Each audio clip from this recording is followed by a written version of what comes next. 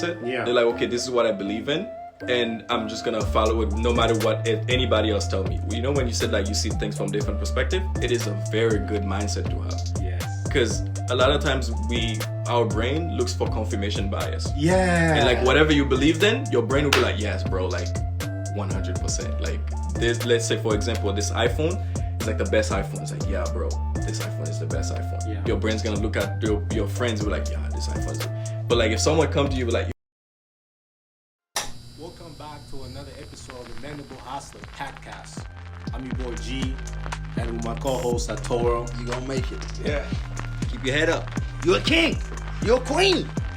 You got this. Sleepless grandma. Yes, sir.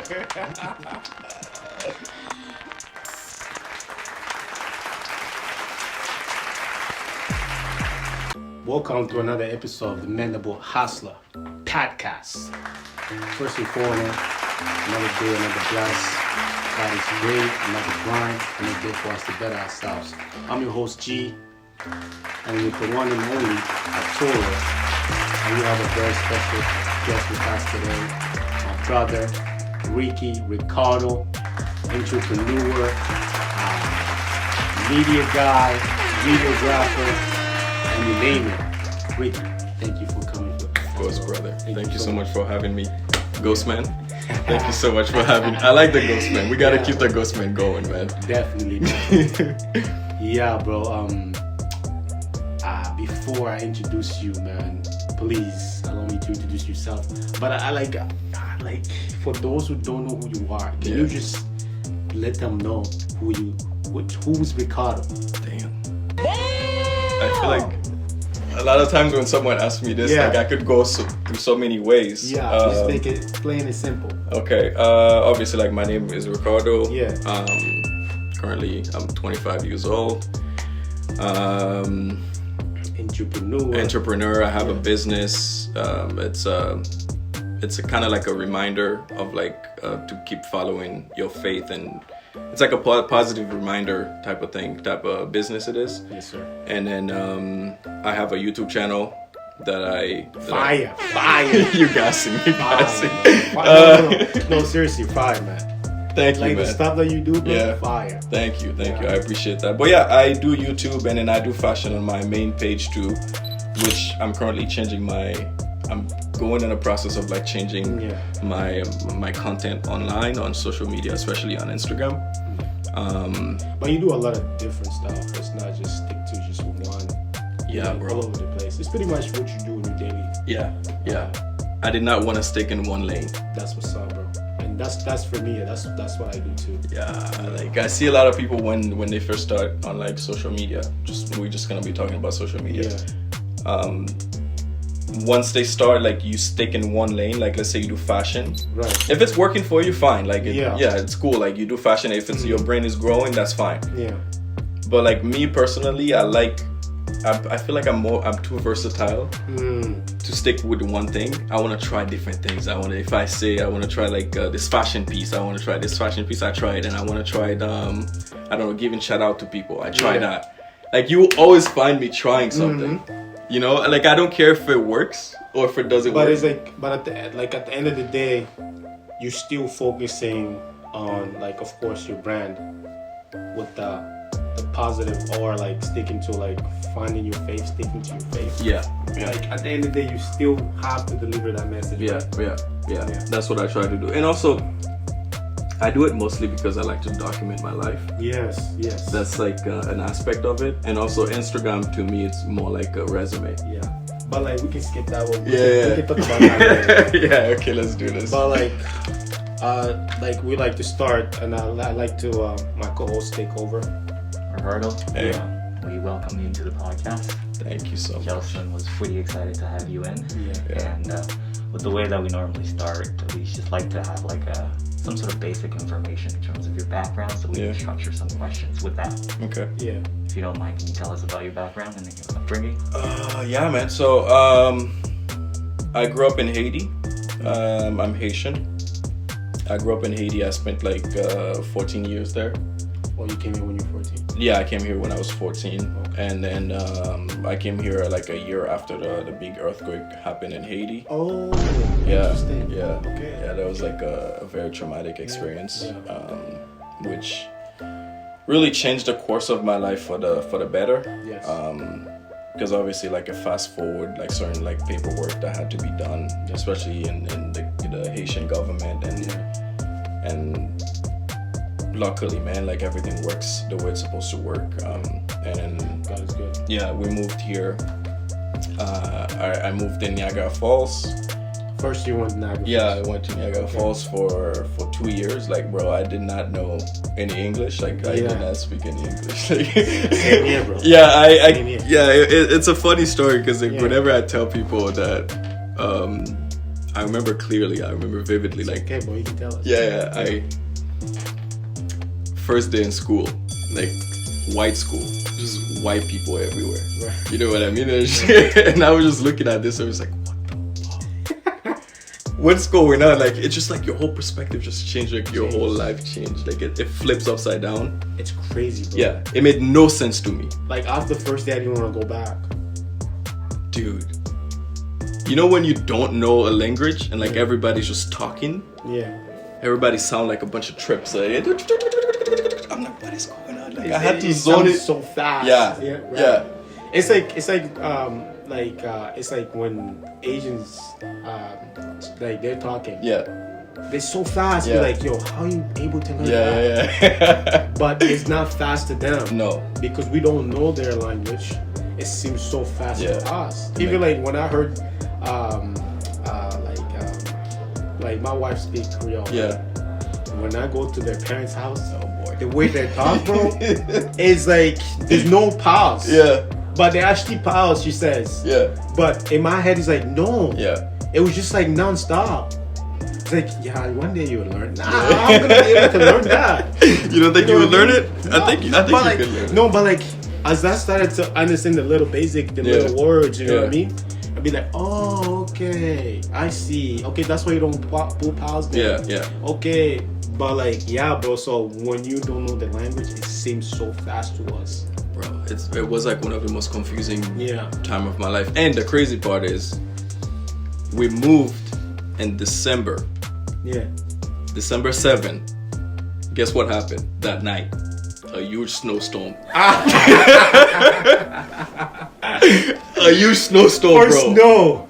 First snow. day? First day. Landed in camp. Oh. Landed in Niagara Falls. Jeez. Snow. Bro, like when I Did you tell guys prepare? You guys had jackets at least? not really. Not really. We had a few jackets, but you know, winter Yeah. in Canada, like this thing hit different. Yeah. Bro, like I first time I saw snow, I was touching this thing. I woke up the next morning, like when I fall asleep, whatever. I woke up the next day, Window tag. and then I opened the window, Yeah. and then like the air hit me Yeah. on my stomach, boom. And my dad was like, yo, close it. It's gonna hurt you. It's gonna make you sick, you know. And then, but the smell of the first snowstorm. It's the most beautiful thing I've ever experienced in my life. Yeah. It smells so fresh, That's why, so yeah, beautiful, so refreshing. Call it a white Christmas when it snows on the Christmas day. It's a beautiful day. It was beautiful, man. It was a different vibe. Like coming from like in Haiti, you know, like if you've never been to Haiti, but you've heard like how it is down there. Definitely. Like from dirt, like dirt flying in your eyes, and like Yeah. you smell like the different smell of debris and like all these things, and like it's like night and day. You go from that to this to Canada, and it's like the roads are so beautiful, and like everybody is just so civilized, and like you're just like, what the fuck is this? Everything organized, no everything sense. clean. It makes no sense. Cars are following the road like exactly the way it's Stopping supposed to at the go. red light. Yeah, you see people stopping at the red light, like, huh? One thing that really, I'm gonna tell you the story when I first got to school. When I got to school, and like I was trying to like open the locker, like I could not open the locker. Yeah. And there's one of my friends, she like when you see black people for the first time apart from your family, it's like, whoa, yes, you know. Exactly. And luckily she spoke English. Shout out to you, Giddy. I don't know if you ever watch this, but she spoke Creole to me, and I was like, oh yes, finally you Haitian. She's like, yeah, I'm Haitian. I was like, cool, dope. So we become best friends, and she was teaching me how to like open a locker. Like I was just like, oh, like this is how you open a locker. Like I've seen this in movies, you know. it was to me to this day. I'm telling you, to this day, it feels like a dream. Like at any moment, I feel like this life that I'm living right now, I'm gonna wake up from it. Like I feel like I'm going to wake up from it and I'm going to be back in Haiti. It's like this weird dream that I'm having right now. But anyways, I was opening the locker, finally opened the locker, and then I put all my books in there. And then Gidlin had to, my friend, she had to go do something. I don't know what she had to go do because I can't remember exactly. And then there was this white girl. She came to me, right? And then I looked at her straight in the eyes, and then she was like, I was looking at her mouth like, and I was like, huh? She's like, what's your name? I was like, I don't know. I said, I don't know. And she's like, what do you mean you don't know? I said, I don't know, because I don't know. So you actually knew the words, I don't know? I don't know was the only thing that I knew in English. Oh man, me it was like, no, yes, no, yes. Yo. Yes, man. So when they ask my name, I'd be like, yes. Sometimes I didn't know what they say, I just say no. So I had to guess myself. Yeah. You know what I mean? Yeah, and when I feel like I'm using the word yes more, then okay, I'll switch it to no. Oh my God, bro. The I don't know was like the best. That's the thing that I knew. It's like, do you want some food? I don't know. Do you want to go to the washroom? I don't know. Bro, it was a story, man. It was a story. And like, I'm telling you, when I went home, my head hurts. Like, just like you seeing things differently. And one thing that I struggle with a lot is like, in my culture, whenever you're talking to someone, you put your eyes down. It's a sign of respect. Oh, you put your eyes down? You don't look at the people in the eyes. You don't, like me and you were talking right now, I'm looking at straight, I'm looking in your eyes. We don't do that. We do this. It's a sign of respect. So in my culture, that's a sign of weakness. I didn't know that. Insecureness. I didn't know that. So I was talking to the teacher, and she's like, why are you not looking at me in the eyes? I was like, why would I do that? Like, she's like, no, you're supposed to do it. And I'm like, no, in my culture, like, if I look at you in the eyes, that's disrespectful. Yeah, she's like... And then it's like, now, like, you know, with the things that you know now, right? You talking to someone that's not looking at you. Yeah. Do you even feel like talking to that person? Yeah, you feel some type of way. Yeah. Even when they're looking at their phone, when they're talking to you, you feel some type of way. Yeah.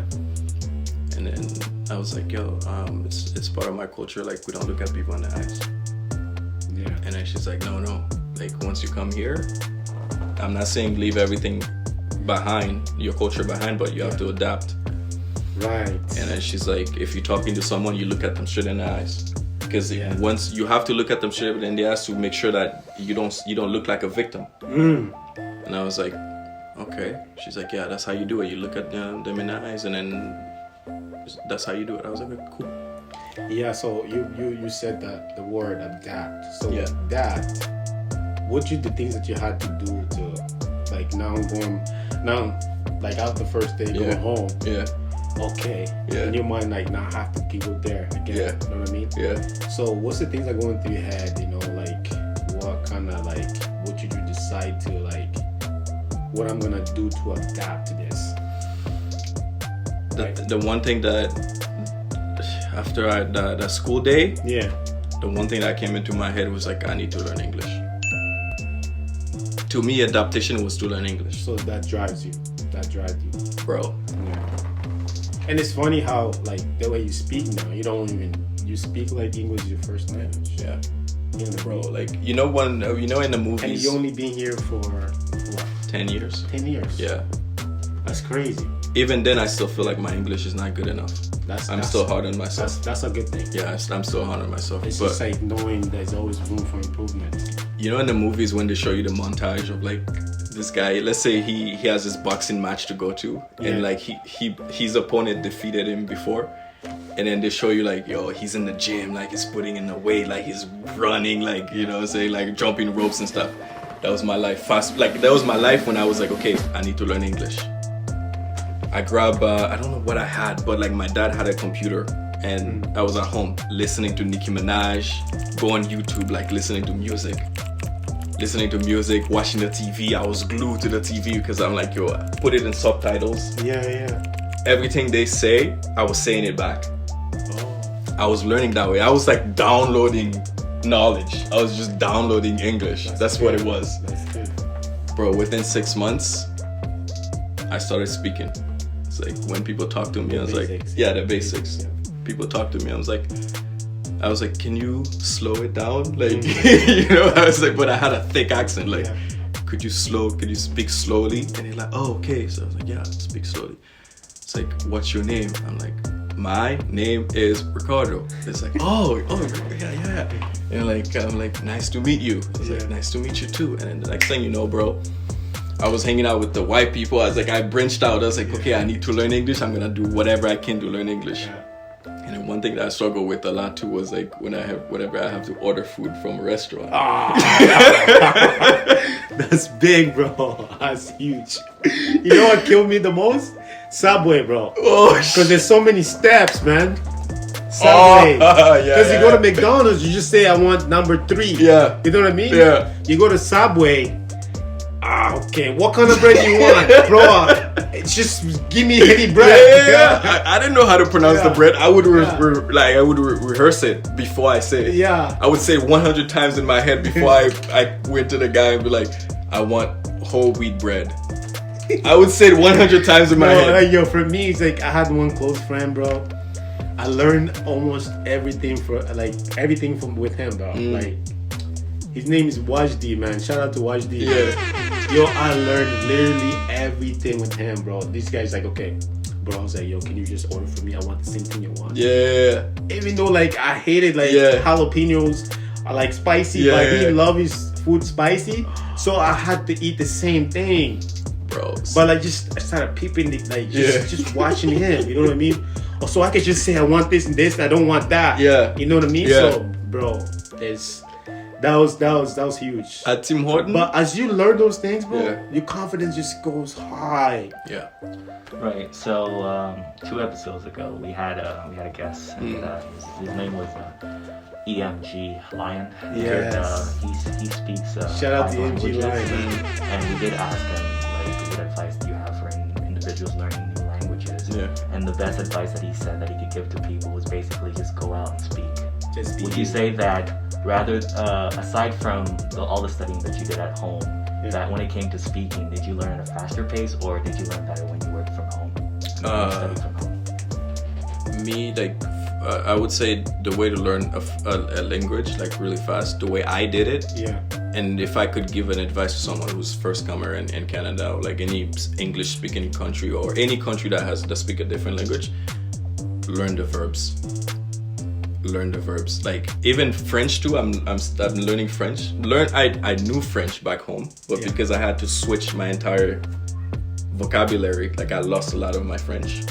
So now, like, I'm stuck with English, but I want to gain back my French. But to answer your question, learn the verbs. Like, if you can conjugate the verbs, it's easy for you to add like the I, and then you know it's I am. Like, I want, you know it's wanting. Yes. Like, you want something to, like, I don't know, just like, if you learn the verbs, because the verb make the language. Yeah. If you learn how to, like, let's say drive. You say, okay, I want to go for a drive. So you know it's driving. You know the actions, like, get the actions going. I remember I made a list of, like, all the verbs that I'm going to be using in my day-to-day basis. Like, let's say I want to show something. I know it's for sure, like, it's showing. I mean, I put a little bit of, like, little eye emoji in, like, show. Like, showing. Yeah. The show. And one thing that I struggle with was, like, the pronunciations. Like, I remember walk and work sounded the exact same thing to me. And working? Yeah, walk and work. Work. Okay. Yeah. When someone asks me, where are you going? I say, I'm going for work. And then they're like, what do you mean? Where do you work? I'm like, no, I'm going for a walk. And they're like, oh, you're going for a walk. I was like, yes, I'm going for a walk. Bro, it was a struggle. Yeah. That also teach me, like, I don't know if I answered your question. Yes. So, in a way, you're saying that it's best for you in your specific case, because it's different for everyone. Everybody. Yeah. In your case, you're saying it's better when you study at home. it could also be mixed. Yeah. Like where you can work best by studying at home, figuring out the verbs, and also communicating with friends and family and stuff like that. Yes, I think your friend's advice is it's a great advice. I think everybody should follow it, especially when like indulge yourself into the language you want to learn. Like, and also speak it with anybody. I know for sure it's hard because you're afraid of like people judging you. Yeah. And the mistakes that you make, you're afraid of people calling you out on the mistakes. Or people laughing at you. Yeah, people laughing at you, and that's something I pay attention to myself, especially with French too. Like if I say a bad pronunciation, I'm afraid people would laugh at me. Honestly, like just go and just try it. Just give it your best. You know what I mean? Just talk to people. Yeah. You make mistakes, so what? You have to face your fears. Yeah, it's a fear. That goes to anything. Yeah, right? yeah. Business, life in general. It's just like everything. If you want to succeed, if you want to get better, you just have to face your fears. Yeah. Any language you want to learn, just go and try. Make mistakes, and obviously you learn. You will start to learn from it, and the more you learn, you'll get comfortable. And also ask questions. You know what I mean? Like if someone says something to you, like I know for sure I don't know the entire English vocabulary, but like if someone say something to you, you don't understand. You don't understand. Just like, hey, I don't understand what you mean. No, what does that mean? What does this word mean? Saying a different meaning. Yeah. Saying a different word. Yeah. And then the person will explain it to you, because a lot of times like people are willing to help more than you expected. Right. So that's the advice. Learn it on your own. Yes. Learn the verbs, and then just go out there and just make mistakes. Go outside. Right. Another question. Justin did ask in terms of your adapting. Yeah. And your main way of adapting, like you said, was focusing on the English language, so you can fully immerse yourself within conversations and actually understand what's being said. Yeah. Aside from adapting, aside from learning the English language, is there anything else that you did in order to sort of blend in and conform to your new country, your new community? Blend in and conform to the brand new community. I'm asking this question specifically because a lot of newcomers tend to feel the pressure in terms of how different they are, and so in order for them to ease themselves to that pressure, they sort of conform. They sort of leave a lot of their identity that they came with and conform to the new identity of this new kind of like trying to fit in community. Yeah. I've always know that like trying to fit in was never for me. Okay. Like in the beginning, especially for the adapting of like blending in, all these things, trying to like act the way these people are acting, like it was never something. Of course I will follow the rules, you know what I mean? Like if there's something there's like a mannerism that I have to follow, fine, no problem. But like leaving my culture behind, like the Haiti no, I'm not doing that. Like certain things I'll buy to, like okay, yeah, it's your culture, it's fine, no problem, I'll conform to it, because that's part of adapting. Yeah. Because if you don't adapt to it, that means you stand out. But like a lot of stuff, like my personality or like who I am as a person, I will not conform it to a different culture just because I want to fit in. Yes. I was never that type of person. I don't think I will ever be that type of person. That's good, bro. So that's good. Hope that answered that question. Yeah. So that's what it is. I'd never try to fit in. It was always them trying to like adapting to who I am, because this is where I grew up. I grew up in Haiti in the dirt and like, you know, like hardship. Yeah. And these people, well, the people who's been living in Canada, they have it better than me. They know what security is. Yes. They know what free healthcare is. You know what I mean? Like I didn't grow up with that. They know what 24/7 electricity is. I didn't grow up with that. Yes, sir. Like I can't be going to their house and be like, yeah, back home I had electricity 24/7, because that's not who I am. Like I grew up and not knowing about electricity 24/7. I'm not gonna lie about these things because I never experienced them. I will prefer to tell my story, be like, hey, like I didn't know what 24-hour electricity is. It's new to me. And then like it's because a lot of times like we're afraid of telling our stories. Yeah. I don't know why, but we are. Yes. But a lot of times people learn from the stories. Like trying to fit in, no, I don't try to fit in. I try to mold myself, to show myself who I am as a person and who I want to become. Yeah. And whoever wants to be next to me or like whoever wants to come along in my journey, Yes. then you come along in my journey. And if you can't come along with my journey, then you feel free to go. Like, I don't try to fit in. I try my best to stand out as much as I can. Yeah. So now, let's just say now you're like, you're learning the language. You in school now. Let's say you speak that. You're speaking the language now, right? Mm-hmm. So as you towards the end of high school, you already had an idea like what you want to do. Did I have an idea of what I wanted to do? Yeah. No, I didn't have any clue of what I wanted to do. But one thing the creative part of it, I feel like I've always been like a creative type of person. Like, even with like drawing, hand drawing, I used to do that a lot when I was younger. And also like hand drawing and like storytelling. That's something that I've always like. I was always be like, just make my mom sit down and like I would tell her stories about like certain things that happen and just use my imagination. Because one privilege that we get as immigrants, we didn't grow up with this. Yeah. And because we didn't grow up with this, we use our imagination way more than people who grew up with this. Yes. And I always stress this, like even with my little sister, I'm always like, yo, think about stuff, like daydream. People don't daydream. Like daydream is like a powerful thing. Like just picturing stuff where you want to be. I use that thing a lot, man. Yeah, because that's so dope. That's so dope you bring that out, bro. Because now people use the imagination they see on social media. Yeah. You know what I mean? Yeah, I see what you mean. Because like you said, like back home, we using this to like receive pictures on our mind. Yeah. Now kids nowadays they don't even use this anymore because everything you can see on social media. Yeah. Like literally everything you can see on like YouTube, you can see everything on YouTube. Yeah. You know what I mean? Yeah. Like you imagine of nice cars, you're imagining of a nice house, you can actually go to a video and see all these things. Yeah.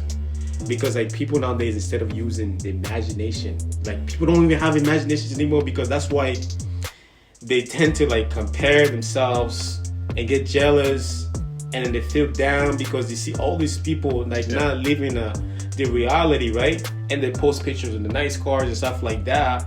But in your mind, you're thinking like, yo, I gotta get to that, not even using your imagination. Do you really want that? Do you really think that person's living that life? Nope. You said something so powerful, man. Like what you just said it's powerful. Like beyond like measure, beyond imagination. Like it's powerful because this is like a rectangle, and like when you see it, like your imagination is just limited to this little rectangle, and like everything that you see in it, you think it is reality, but it's not. It's just a bunch of fake things. That people fabricate. Like even the way you edit your videos, the way you edit your pictures, they don't make it exactly. They make it appealing. They make it look cool. That's why I have okay, I'm gonna go on a rant. Yeah, I don't know where you're going with the questions and everything, but I'm gonna... Yes, bro, I love that, man. I'm starting to get really annoyed with. I'm happy for you guys. Like I'm happy for the 20 people who just brag about their age. Like, man, I reached $1 million when I was 22, 19, whatever. You know how much pressure this thing is on you put on the young people? The young people, that's a lot of pressure, man. Yeah, bro. Like a lot of people now, they want to reach like success at like 22, 19. Like, when did that started? Like, we have time. Like, I know life is short, right? But at the same time, it's a long life, bro. Like, let's enjoy the moment we have and like live in the moment. And like, if me personally, I would not want to reach the success that I imagine for myself, like what I picture in my head, I would not want it at this age. Like me being 25 right now, I would not want it. I'm not ready for it. I'm not.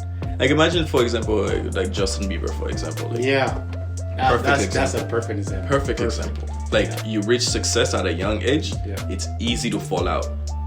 Very easy. So easy to fall out. So people who go like, yes, you guys reached the $1 million, you guys reached the $2 million at 24, at 19, 22. Great for you. But me, I don't want it. I want the slow grind. I know it's hard, but I like the slow grind. The process. I like this process. Because when you get it, Yeah. it's more enjoyable. Yes. Yes. You look Because at you know it. you work for it, bro. And the people who was around you when you first started, you're like, yo, we did this, man. Yo, I think I said that on yesterday, one of my morning messages. I said, when you get it off the mud, it's different. Yeah. It feels different. And like, you know for sure the people around you are genuine. Yes. Because they've been with you from the beginning. But imagine if you get money at 19, 18. All people Even though around you did the work. Yeah, people around you, you're gonna Yeah. be like, yo, you fake because like I have money. All you want is money from me. What do you think a lot of these rappers at a young age, like if they become like rich, they like, I can't trust anybody. Yes. Because of that, like when you have money, people want the money from you. But when you're in the mud with Sleepless, faith.apparel, Yeah. Ghostface, Ghostman, like we grinding, like look at us, like we put a couple lights in, we like get our camera. Yeah. You know, like one day and then 10 years from now, 30 years from now, we're gonna look back at this, we're like, yo, remember that moment we shared? That was the process. Yeah, remember when we were in the basement just like kicking it and like have the computers, like the one mic? Now look at us. In this big building and like our studio is nice, bigger camera, like the production is crazy, got people in the Working for you. Yeah, bro. You're gonna look back at this and be like, yo. Because this is all part of the vision. That's Exactly. the imagination. Exactly. Not the imagination we see out there. Exactly. You know, it's about like that creativity, right? Yeah. That you put into action. Yeah. And for you not get distracted from the things you've seen out there. Yeah. Because it's right there on your face. It is. Everywhere. Every platform. Yo. It's everywhere. so hard. Everywhere. The distraction is there. This is why, if you're not careful with social media, bro, and I put a message out there about social media, and you know, I took a break from social media. Yeah. And I just started seeing things that I was seeing before when I was just so like, every time I get a second, go on social media. Every time I get a second on social media. You know what I mean? Even though I'm focused and doing my thing, but it's just like, I couldn't really just focus on one thing because every time I go and I see something else, I'll be like, oh, maybe I should do that way. Like, and I couldn't just like picture it myself. No, stick to the things you do and create that. Yeah. Instead of going on social media and see somebody doing the other way. Oh, maybe I should do that way. It's like, nah, the way he's doing it, that's for him. Yeah. Do it your way. Stick to your way. Yeah. You know what I mean? So now when I go on social media, bro, it has to be for a purpose. I have to be, it's either I'm going to answer like DMs or like I'm going to for create a content or I'm going to just check quick things and then boom. Because I put a timer, notice that shit timer. Yeah. I put a timer, I do like 30 minutes a day. Yeah, I do. And every time I go there, Yeah. I don't want to waste all my 30 minutes and just like and go and post something. Yeah. But I have so the type of person that I am, I like to see both sides of the argument. Yeah. Right? Yeah. I like to play devil's advocate. No, it's good. It's because good, bro. fun. It's fun. Why do people do this? I get it. Yeah. I already know the answer. Yes. But I wanted to hear from you, and I'm gonna get to you because I need some answers from you. Yeah. Why is the social media detox? Like why is that a thing? Like why do you do it?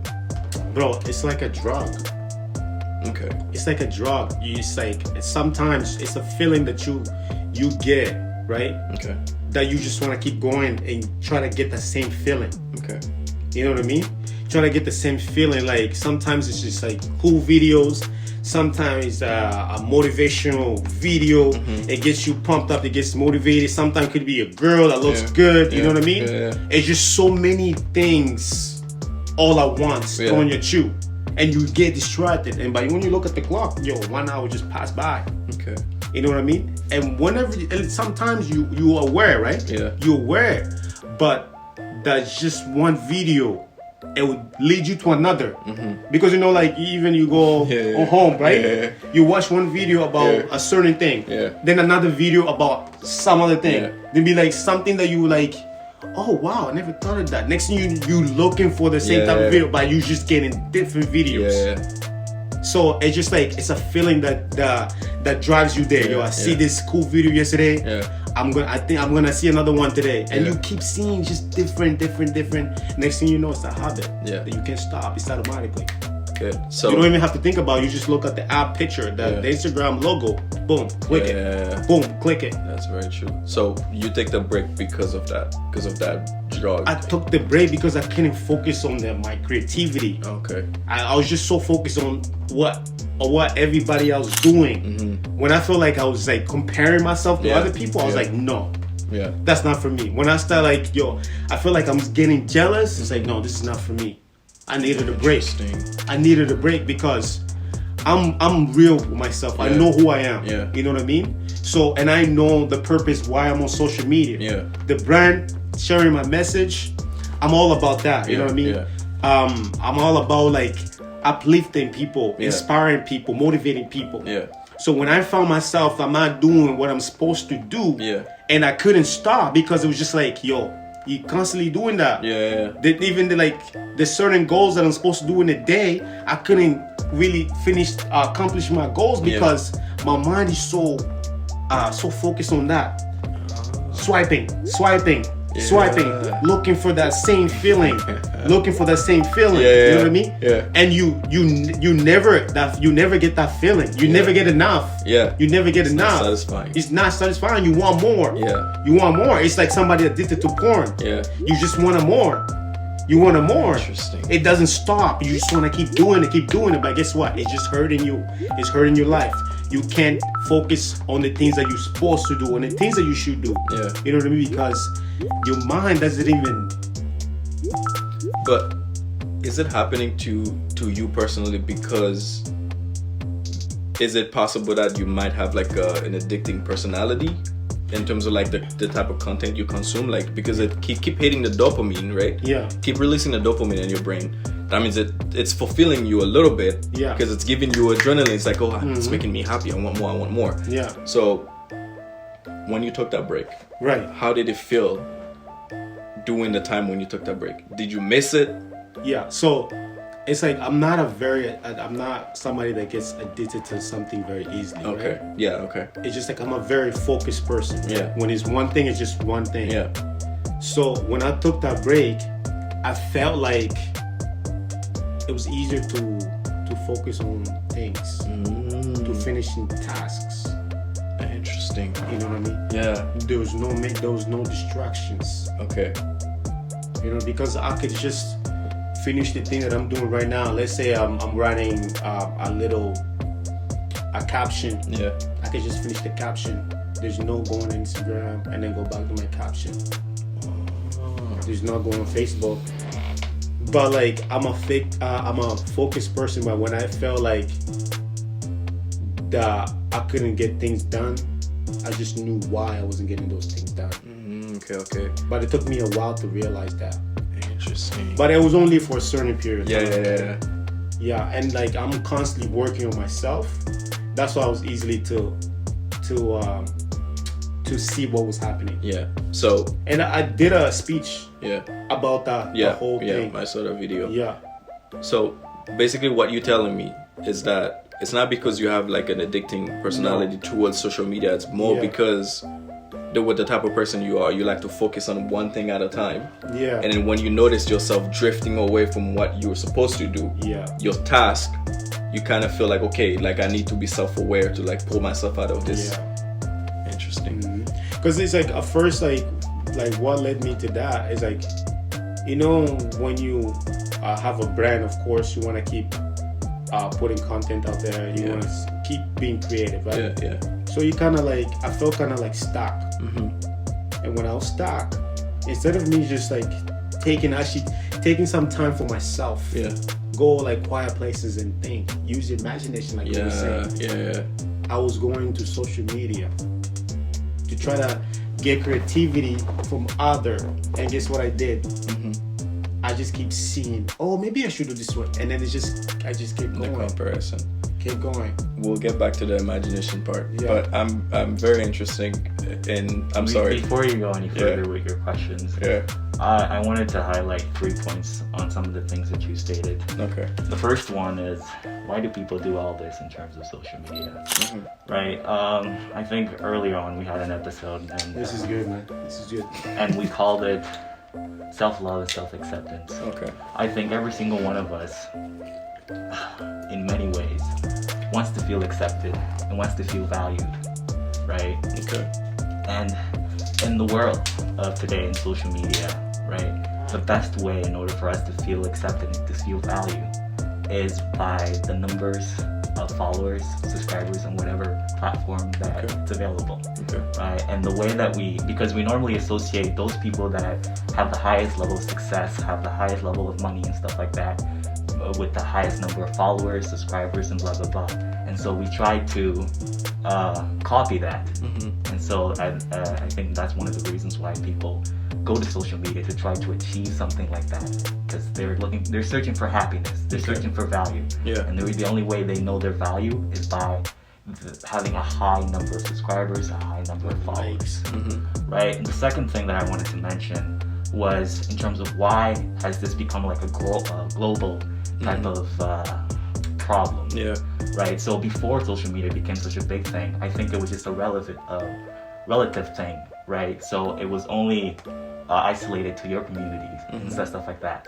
Right? With social media, it became a global event because it included everyone. Yeah. Because before, it was only people within your community or people within your high school. Yeah. But now, it's basically everyone in the world. And it's a race to the top. Yeah. And whoever's at the top is the most valued person, and that's what everyone is striving for. Right? And then the third one, I believe, is you stating the point that it's best to go through this slow progress. Yeah. And I completely agree with that, because we had an episode, I think episode 2, and we sort of listed the values of going through something very slow. By going through something very slow, you're experiencing the challenges, but at the same time, you're learning from those challenges. You're becoming a stronger individual. Yeah. As opposed to those individuals who skip those challenges and go straight to the top, they miss the important lessons and they don't change their mindset. And at the end, they're still the same person they were from the start. That's good. So those are the 3 things I wanted to mention. That's powerful. So my question for you is, how does it feel not to be in this race to the top? Because you don't have any social media, you have a mask on to hide your identity. How does it feel to not being part of it? I feel like, to me, you just sitting back and like looking at people running up the hill trying to get on top. How does that feel like? Does it make you feel like you're more superior than the people that are running towards the race? How does it make you feel? I'm just genuinely curious. I am a genuinely curious individual. Okay. And at the same time, with my curiosity, I'm very risk averse. Right? So I like to see things and look at it from every angle before I put myself in that situation. Okay. Right? And in a lot of ways, that's a negative to me, because by not taking the challenge, I am limiting myself to more growth. But at the same time, in life, you have to be a balanced individual to put yourself in the right situation to grow the right way. Because a lot of the times, people are just looking to grow really fast to try to attain this dream. But if you take the right steps to reach that goal, I think it's much more positive. It's much more, how should I say? It's better. Yeah. I think I find more enjoyment in taking the right steps and taking the right process, because I like to look at people as in like they're like a learning tool. Okay. Right? Because I in the past, I always looked at my elders and taking their advice in terms of what to do when I get to this situation and stuff like that. And that became like a very important tool for me. So when they were no longer around, when I could no longer rely on my elders, I had to look upon people who were taking the same path, who were a little bit older, right? Who were taking the same path. And through them, I could see, okay, so when I get to their age, or when I get to the point that I have to make the same decision that they did, I can simply just look back in terms of the decisions that they made and see what's best for me. So I'm avoiding their mistakes and I'm making the right the right decisions. But that won't always be the case, because at some points I'll come to a point where there will be situations where I can no longer rely upon other experiences, because I never seen this situation, so I have to make my own decisions. But at those points, I think I'll be more than ready, because I've learned so much that I think I can rely upon myself to make the right decision. Okay, interesting. So, how would you define a balanced human, though? Because I don't think not using social media, I'm not pressuring you to use it or anything like that, but I'm just trying to figure out, like, is not using it make you feel like you're more of a balanced human being? In a way, because you mentioned that, it's like you look at things from different perspective and you try to balance it out. You try to look at other ways of like finding the information, either like going to your elders or whatnot. So how does that make you feel like you, in your way, in your path, you are a balanced individual? I think I can answer that for him, because I don't think he never used it, so he doesn't know the difference. I'm speaking from an outsider's perspective. Okay. And by me saying I'm a balanced individual in comparison to someone who uses social media, that's not a one-way type of answer. I'm just saying, in the way that I just go about things, you can still be a balanced individual and use social media. I'm just saying, the way I go about things, it's more balanced in more ways than none, I guess. But you can say that, right? Because if you really never use it, you don't know the difference. How it feels to have multiple friends, getting multiple likes, followers, what kind of picture to post. Yeah. You never really have that experience. So how would you know how really social media are? So you're just hearing from people saying.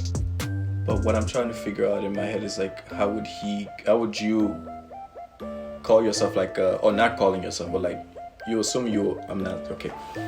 How would you say you are an individual person if you never tried it? Yes. You know what, I'm not like a balanced person if you never tried it. Because at the end of the day, you have to know both sides. Yes. If you look at everything from a different perspective, social media is like a platform where me and we use it for our business, to inspiration and whatnot. Yeah. So if you never use it, I feel like at least you would have to experience it just a little bit to know, okay, this is what I like about it, this is what I do not like about it. But I guess you answered the question as well too. It's like when you look at it from the like when you look at behind the scene, you're like, okay, there's no point of me using it, because I already see how people are reacting to it and like how what it's the effect it's having on people. Right. I just like to mention one more thing. Okay. Right. I did state specifically that I have the outsider's perspective. Yeah. Right. The fact that I don't use social media is one thing, but I'm constantly observing people who do.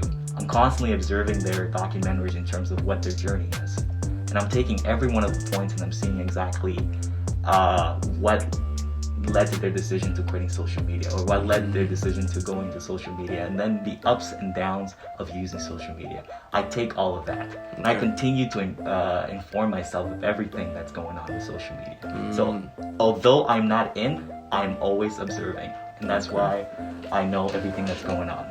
So you feel there's no point for you to use it, not knowing all this. Yeah. Interesting. Okay, that's more understandable. You can say. Yeah. So. Okay, sorry, it's just taking me a little bit time to process everything. Yeah. That's interesting, huh? Yeah. That's good. So I like to ask questions, like especially when I see someone is doing something totally different from what everybody else is doing. We learn. I like to ask questions. I'm sorry if I put you on the spot, but I have a question for you. Yeah. I remember like I actually want to have segments like that where we have the guests ask us questions. Not to brag or anything, but I like asking questions and I like to ask thought-provoking questions. So gravy, bro. Yeah, I feel like because like I want to be an interviewer. Yeah. And like me, and you just have this. I just like I just want to know why. Yeah. So good. So yeah. You mentioned earlier, like you said, when you post your stuff, when you post the motivation, the message and whatnot, and then people reach out to you, right? And they say, hey, you changed my life. I personally noticed that in myself, where what would I do would I keep going, would I keep doing this if I didn't get the validation that I was getting, if I was not getting the DM? would you yourself keep doing what you're doing? Yes. If there was no likes, if there was no comments saying you're doing an amazing job, would you keep doing it? You keep doing it? Yes. Because when I started doing that, it was for me. Interesting. It was for me. Like I said in the whole beginning. Remember? It was a self-development journey for myself. And then I created a page. I started sharing everything that I was doing for me. And because I was doing that, because I had people telling me, bro, you should make it a page. You should create that because what you're doing is great. Because it was something different. And it was just consistently. You know what I mean? So when I created the page, and it was just a hashtag, Sleepless More. Started as a hashtag. Something that I've been saying for, because I've been a morning person. I'm up early, you know what I mean? So when I started using that to like on my own personal development, let me actually do something with this so I can actually be consistent in my life, be somebody. You know what I mean? So I started doing that. Create a page. Next thing you know, I'm putting my workout clips. All I'm saying, sleepless, grind more. You know what I mean? Guess what, bro? It just became a movement. People saying for themselves. People, it's catchy. It's catchy. You know what I mean? It's cool. And then I made the logo. Made the logo. Came with the logo. And it's just cool, bro. I just had to have fun with it. It became a hobby. Next thing you know, I want to create content. I want to do videos. And then guess what? The messages, the feedbacks. So that made me go into it more. You know what I mean? So so self-development at first, right? Yes. You're like, okay, I want to document this for myself. Yes. But then you get the validation where like people are like, oh, you should do this. Like it gives you a boost of like value. So what if it goes away? So you would just keep doing what you're doing? Yes, because it's not what I'm getting, it's what I'm accomplishing. Because a lot of people, because a lot of people don't know what's actually happening into my life, how my life was actually turning around. Because I started like doing this on my early struggle when I was like, I felt like I was a loser. I didn't know who I was. I was trying to figure out, you know what I mean? I was lost, no identity, no purpose whatsoever. Like when we met at you. First time I met you, I was playing for Algonquin, bro. At that time. When you look at me, you look at like you thought of like, yo, this guy, he played ball, he's in school, you know, he got his life together. You might think of that, but you don't really know what I was going through. Because I didn't know who I was. I didn't like the program that I was taking. You know what I mean? Basketball was fun. First semester, I was getting mad minutes. Second semester, it wasn't the same. You know, and you see your peers going to overseas, and some of them going switching schools, but you just lost. So when I started doing the routine every single day, I started to fall in love with personal development. This is great because a lot of people don't know because it's really a passion. Why do I wake up every single day in the morning at 3 o'clock in the morning? Why? Because it's my habit, it's my lifestyle. So when I say sleepless grammar was more than lifestyle, that's what I do, bro. That's really what I do every single day. The one thing that I like about you a lot is like when you talk about like the thing you're passionate about, you can hear it in your voice. Like it just like the passion is just behind it. Like every word, every sentence is like, okay, this is something I'm passionate about. But what I was trying to get at is like I appreciate that, but I was trying to get at like the creators out there. And then there's a lot of you guys. And it's amazing the fact that every single one of you guys are trying something new. And it inspired me.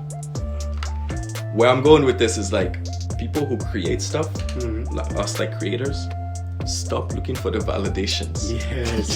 You know what I mean? Stop looking for the validation. Like personally, from my perspective, when I post my YouTube channel, when I post my stuff, I could care less if I have because I see you having fun, bro. I could care less, bro. When you post that video, you would like ziplining. I could see the fun in the video. Bro, I just do it for me. You know I do it for me. When you went to Haiti, and you start documenting the whole thing, I did it for me. And the way you edited, I did. And I wanted to talk about that. How you edit your videos, bro. You a beast, bro. No, man. Thank you, man. You a beast. Thank you. You a beast.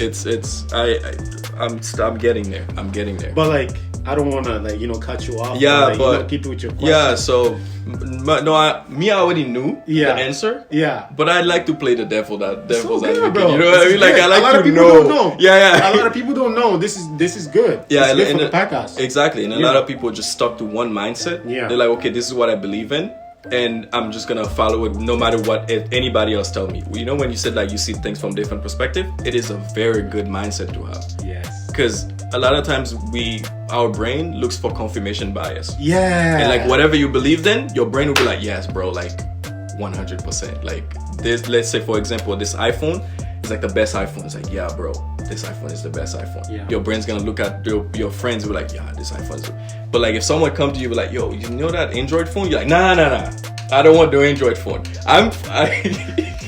I fall in the same thing too, but it's just giving you an example of like, yo, like sometimes it's best to see things from different perspective and like seeing it from different perspective, hearing it from different perspective, experiencing it from different perspective, because that's what life is all about, man. Yeah, especially when you read books, right? Yeah, I do a lot of audiobooks, so like I'm on driving. I can't do audiobooks, man. Bro, it's fun. Especially I can't do it. You like when you I drive long distance, yeah, right? Okay. So when I'm driving, bro, like especially stuff that you into. Yeah. You know what I mean? Yeah, okay. Like I'm into like people who turn their life around. Yeah. You know, just like crazy transformation. Yeah. I love that. Get into like what they do or what they went through. Yeah. You know what I mean? So like I listen to these books, right? And I try to see their perspective, like how they were looking at life when they were at the lowest. Yeah. You know what I mean? How what the things that they did. Because in the beginning when I was working on myself, it was more like I'm seeing where like E.T. was one of my biggest influence, right? Yeah. He wake up at 3 o'clock in the morning. He does like so much just to get an advantage, you know. Yeah. And I was trying to do exactly everything what he was doing. Yeah. But as I started to learn more, I knew I had to use it in ways to work for me. Take couple things from different people and use them on perspective. Yeah. You know what I mean? Yeah. Because it's like when people ask me, right?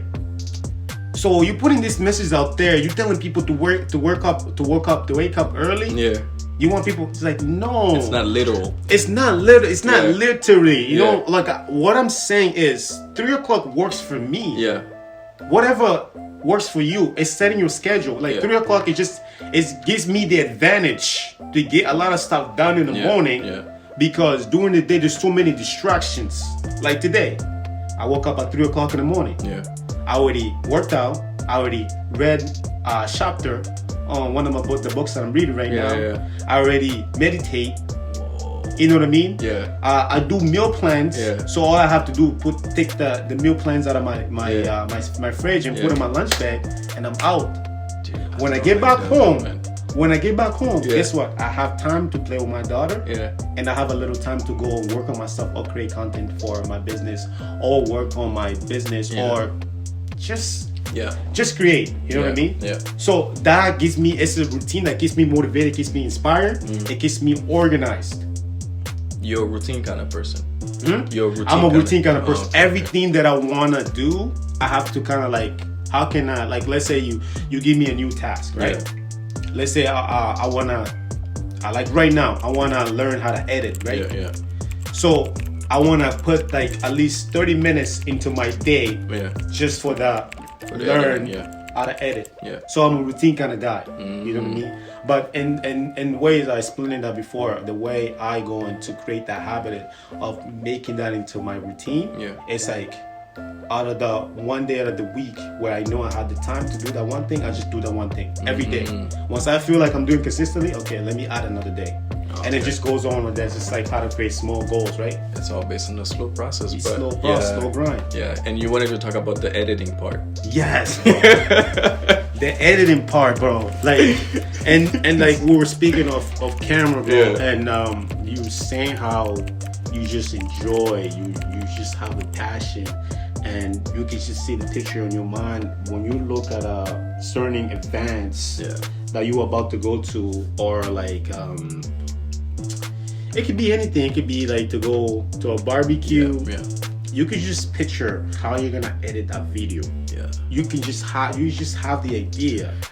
For It's some tricky, people, man. bro, they thinking I was like, oh, it's gonna take me a lot of work. You know what I mean? Yeah. But you like kind of like you've seen the picture, the motion, Yeah. and you just breaking it down, like the way you were breaking it out. Yeah. Bro, it's freaky. You know what it is? What? That's a talent, bro. I think it is too. I think it is. It's like I believe that what comes easy to you, that's your talent. Yeah, I think it is. And it's one of the weirdest thing I've ever experienced in my life. Like I started my YouTube channel. I was like, yo, I want to document my life. Like I want to document stuff. But the way I went about it, I was posting more fashion stuff, like fashion vlog. And then I was editing this. I was just, yo, this is kind of boring. Like, why am I talking about stuff that I barely know about, like fashion? I like fashion. I like to dress well, whatever. Yeah. But like talking in front of the camera, I was like, no, that's not for me. So I try something else. I try unboxing videos. I do little unboxing. It's like I don't sound like I know what I'm talking about. Like I sound like someone who's unknowledgeable about anything. I was like, You've okay, been doing cool. this for a while now, bro. Yeah, I was like, okay, whatever. So I keep going. I kept trying something different every time. Every video I try something different. But then I realized when I went to Haiti, I grabbed the camera and I was like, oh shoot, I can tell stories. Like I can tell stories. Oh, you actually started telling stories. Yeah, I can tell stories. I can make someone feel something through my videos, through the music, through like the fitting, the way you fit, the editing.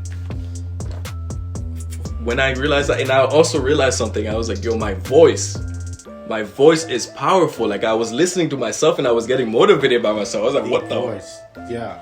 Yeah, I was like, yo. So I sat down. I was like, okay, we need a plan. And I was like, we need a plan. That's being creative. Yeah. And so I sat down, I learned, like I went on YouTube.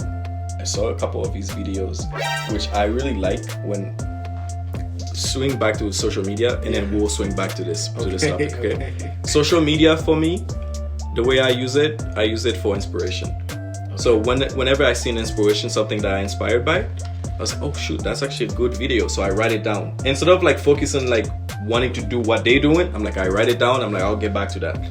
And then I kept going. Like I kept finding like motivation, like because you can structure social media in a way that I use it for you. Perspective. Yes, that I use for you. Life perspective. Exactly, that works for you. And like I follow people that works for me. Like whenever they post something, I'm like, oh, it's not about comparing myself, but like it's just I like what they're doing. Write it down. I'm like, okay, I'll get back to that. And so there's like a couple people. Good, yeah, there's a couple people that I follow when they do editing. Mm-hmm. So there's like Daniel Fisher, there's Peter McKinnon. Like these guys are really good at editing, like freaking top level at editing. And I followed just a little bit. I was like, yo, what if I take a piece of that? Storytelling. Like Johnny Harris, like these guys, like storytelling. I grabbed that. I'm like, cool, I like storytelling. The music is a powerful thing when you use it in a video. Yeah. If you don't know which music to use for a video, it's garbage in my opinion. Yeah. Like that's why I'm so critical of like what people what if I post a comment on your video, it's because it's actually really good. I'm like, oh shit, I inspired by it. I'm like, oh, I inspired by it. But if I like just some people like I'm like, bro, like you could have used a different music. Every time that I'm watching a movie, I'm literally criticizing like the way the camera is going, like I would have done this differently. I'm like in my head, like I already like all these puzzles, like just like yo, they're fitting in. I don't know how I'm doing it, but I am doing it. So when I sit in front of the computer, let's say, for example, I went to a barbecue with you and I videotape whatever I videotape. Yeah. Before even I get to the event, my mind is already like, yo, this is how I want this event to go. And I'm like, okay, this is how we want it to go. It's like literally I'm living my present self is already in the future. All I have to do is just like fast forward to it. It's so weird to explain, but it's just all you have to do is just fast forward to it and you're living in the moment. So I grabbed that. That is a talent. Yeah, so I went to Haiti and I said, how do I represent Haiti? And I know that was your first time going back? Yeah, that was my second time going back. Yeah. But previously I wanted to do a documentary on it. Yeah. But I didn't have like the cameras. I was like, oh, I'm very limited. So I was like, fine, I'll just videotape it. Even like I have an older video on my Instagram. Yeah. It's very bad. I look at it now, I'm just like, yo, that's trash. You know? Yeah. But then I was like, okay, yo, I grabbed my big camera. I was like, I grabbed the LS3, the Canon. I was like, yo, I'm gonna film everything. Second I get there, I realize that I cannot use my big camera. Why? Because security, like people, like when they look at you with the big camera, they look at you different. They're like, well, why is this guy videotaping us? Like, this is like a breach of privacy. They could probably see you as a journalist. Exactly, but they don't like that. Okay. The culture, they don't like that. They don't like when people are filming. So what do I have in my hand? Phone. My phone. Oh, that was your phone. My phone. Those clips, your Bro, phone? the phone. It's all about the framing of the camera, putting it somewhere like a way where like, bro. You use your hand? I use my handheld, like I'm on the back of a bike. I have the camera like this, I'm holding for dear life. I'm doing this. I'm videotaping.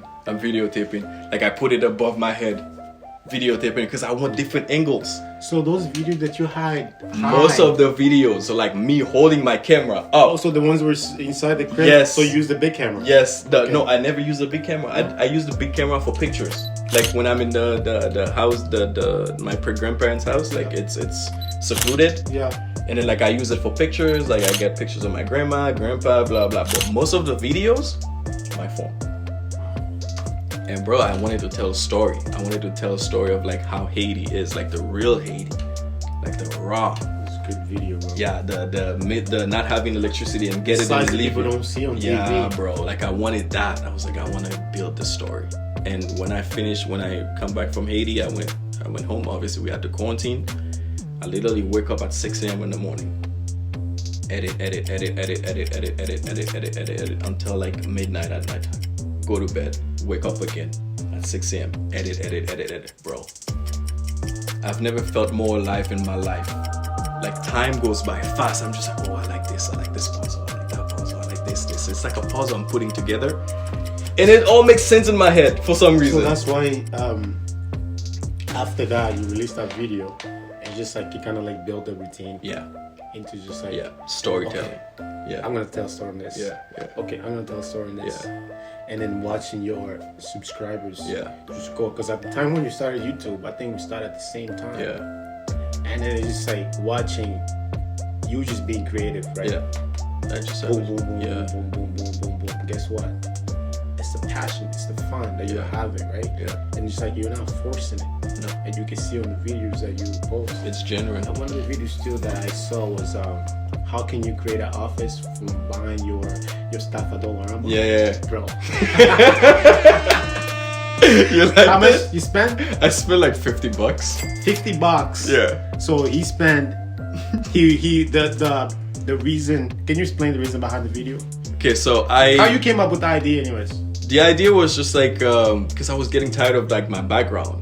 Like, Okay. I looked at the background. I was like, yo, this is so unappealing. Yeah. Like I don't so like the it. background where you do your videos. Yeah, the videos. I was like, yo, this is so unappealing. I want to Yeah. change it. Yeah. Because obviously presentation is everything. The editing is crazy. Yeah. You know? Yeah. And then I grabbed the camera. I was like, yo, let's go to Dollarama. So I grabbed the camera. What I like to And do. the title, what's the title? I think it was like, I don't remember the title exactly. I have to go back to the videos. But I think it's called, sorry. Because it's in the title is so catchy too, right? Yo, $50 studio makeover. Yeah. Yeah. What I like to do, I like to do an in-camera transition. Okay. What it is like, so let's say I'm videotaping this. I'm like, I'm talking, and I just throw the camera like this, and automatically like I can match up a clip with just like me going like this. So I reverse it, and I'm back to it, and I can do this, and I jump into it. You know why? What? Because you already know the picture in your mind. Yeah. And like the adrenaline that I get when I make a dope video, I'm like, bro. You want to do more. Yeah, that's why I don't need any I don't need any validation from people. But like, you know what I mean? Like, it's just like, oh man, that was sick. It's great, bro. Yeah, I it's was a passion. sick. And I'm glad you're actually here and you're sharing this because there's so many people that can relate to this. Yeah. Yo, is there anything you want? Because you look and you have a lot of questions. No, I'm enjoying the flow of the conversation. Yeah. And I'm just finding a place in terms of when to jump in. Yeah. Everything is going fine. Okay, Yeah. good. So yeah, break down that $50 makeover V Studio. The studio makeover. Yeah. If I can remember it currently. So the background was looking ugly. I look at people's videos, like when he says you observe people, I can relate to that a lot. I observe what people are doing, especially like upcoming YouTubers. Yeah. And I'm like, yo, your video could be really good if you just add just a little bit of stuff in it, you know? Okay. Yeah. I told myself, okay, what if I do it myself? Because I look at the back of the camera, it had this like weird map, and I was like, yo, it doesn't look appealing. So I'm like, okay, let's go to Dollarama. So I grabbed $50. I'm like, let's go. Can I make a video? Can I make a really dope background with just $50? So it was in winter time. Yeah. I just grabbed the camera and like, yeah, guys, listen, I'm gonna go to Dollarama. We're gonna go. I have $50, and I'm gonna see how much things can I get for $50 at Dollarama to just make my room, my studio a little bit better. And then I did this, boom, and then I went in Dollarama, grabbed everything, and then boom again, like I'm at home. Oh, like I'm sitting at home. Sick, bro. Okay. yeah, like that. Boom. And I'm sitting at home, boom, Okay. and I was like, yo, this is what I have. Because a lot of time when you look at the analytics on YouTube, Yeah. you notice like people don't pay, the retention rate is very low because people, they don't like going through stuff, the boring part. Like let's say Let's skip. let's say I went to Dollarama and I was actually getting things one at a time. Like, yo, listen, look, I'm getting, no. I was just like, okay, let's skip through that part. Boom, I'm at home. Here's what we have. 1, 2, 3, 4, 5. This is what everything we have. And I put a little bit of montage where like I was doing a time lapse. And then like putting things together. And at the end, I had a really nice studio. And I was like, oh shit, that looks really good. So I grabbed the camera again, do some B-rolls. Like I was videotaping like the frames, the little shelf that I got. Yeah. Like I was videotaping all of that, and I was like, yo, that looks really good. And then I add some good music, because like music makes people, it makes you in your feeling. It make you, you know what I'm saying? It makes you give you a good feeling. Yeah. So I add the music.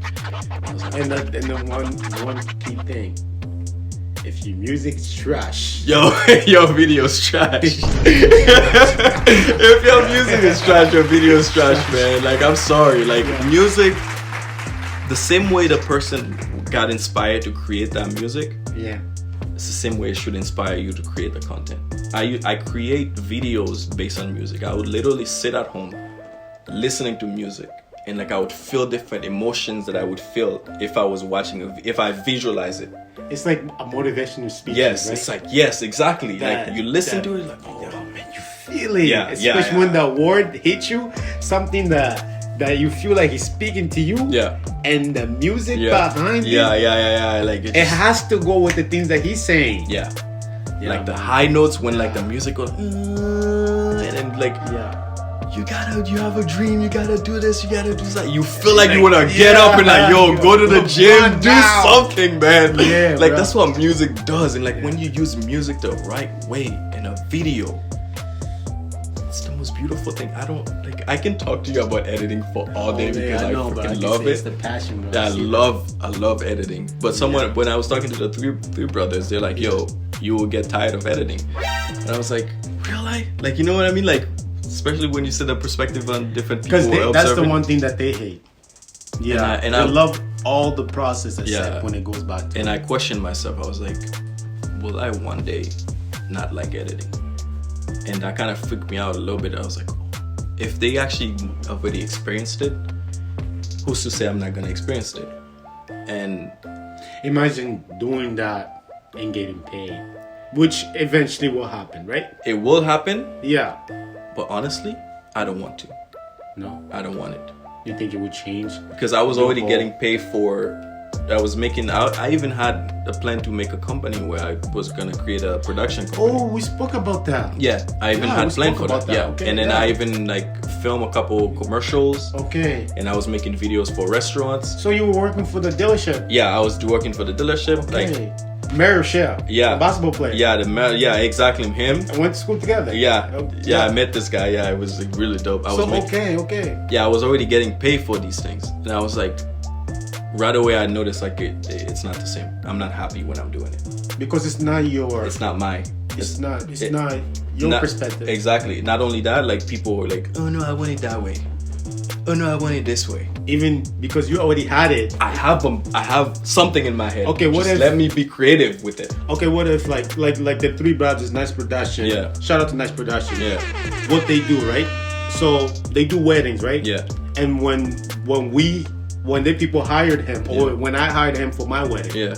so I'm telling them the visions that I have. Yeah. But to put it into what you do best. Yeah. You know, this is what I want. Yeah. But create that. That's a great way to go about it, especially when you're dealing with creators. Yeah. Because creators, we have a vision already. Yeah. And you can add a little sauce to it. Like the customer can add a little bit of sauce to it. Like, yo, I want it this way, I want it that way. That's no problem. Yeah, But it's like my videos, right? Yeah. I don't edit my videos, right? Yeah. But the person who edit my videos, I tell them the vision that I have behind what I want to do. Yeah. And by like I said, do what you do best. Exactly. If you go about it that way, it's great. Yeah. But me, this is what I see. Yeah. This is how I want. yeah. But I'm not picky. Yeah. But do what you do best. Yeah. Yeah. That's the whole vision behind the video. Exactly. And me personally, I'm already hard on myself.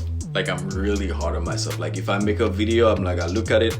I would make a video. Are you a perfectionist If I'm when it comes to the editing? Yes. Holy shit, man. Like, It takes you time. I'm really hard on myself. Like, when I make a video, Yeah. there's videos I don't even post because like I don't like it. It's not up to my standard. Wow. That's good though. Yeah. That's So good. I would make the video. Like a weekend events. I would do a first draft. I would literally download the first draft, upload it on YouTube, and I don't publish it. And I would literally sit and put it in the big TV in the living room. Yeah. And I pretend like I walk in the living room, and then this is a weird video that I've never seen before. Like I put it in my imagination. I'm like, this is a video that I've never seen before. Right. And I sat on the couch, and I'm looking at it. I'm like, I would do this different. I would do that different.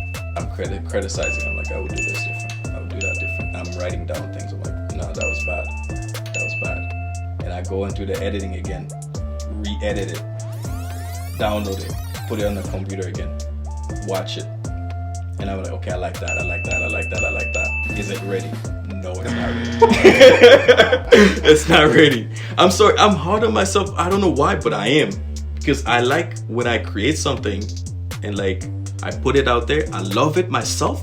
And then a week later, if I watch it again, even though I'm gonna be hard on myself even a week later, because this is an issue too, I'll tell you why. Because whenever I go back on my old videos, I get cringy when I watch them. I was like, yo, like, you could have done better.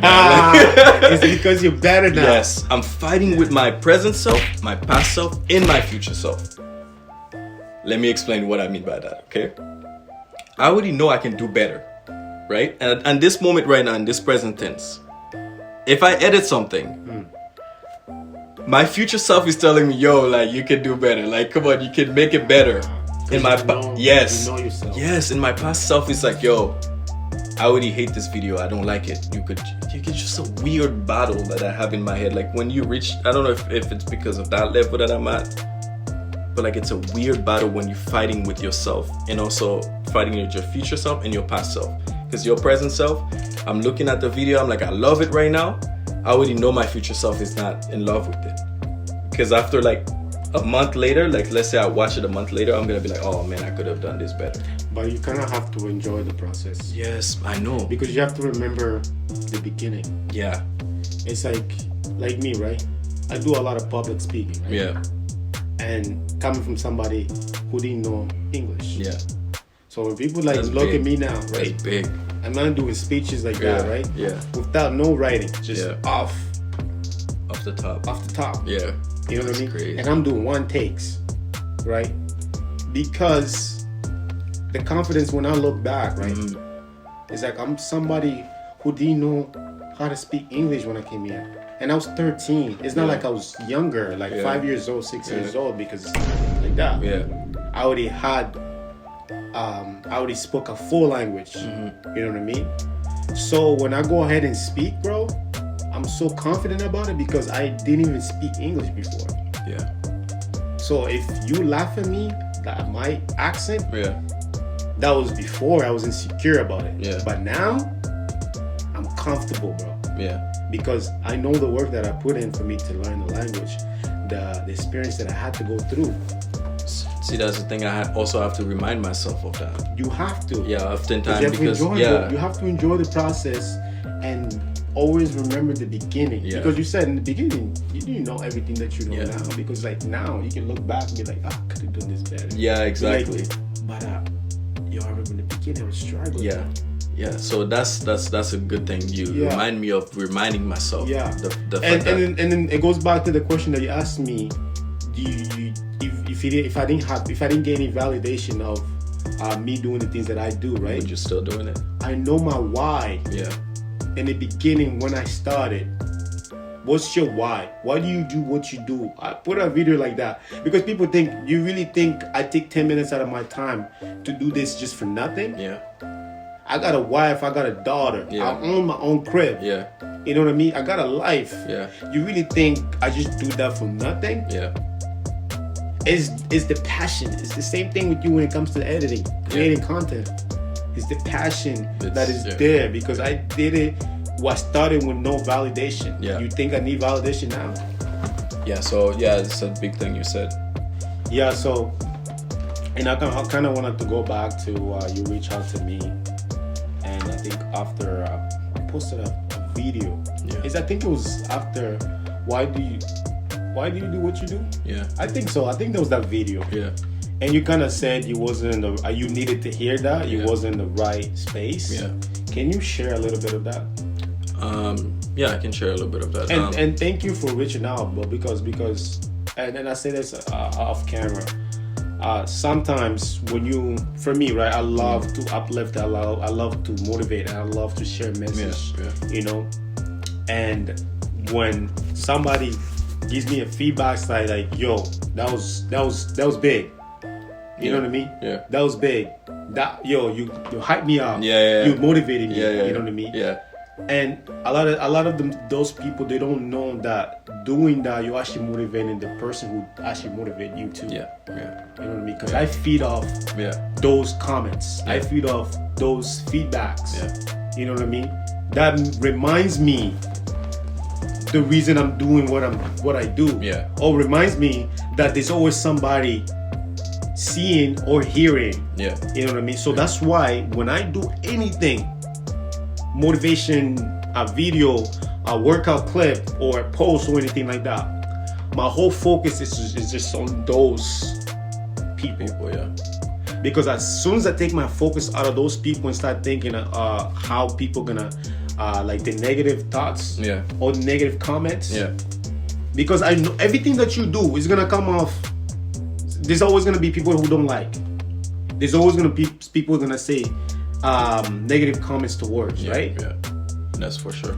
Anything, but as long as you know your reasons why, as long as you know your focus why, as long as you know who you're targeting, you just focus on those, and that's what I do.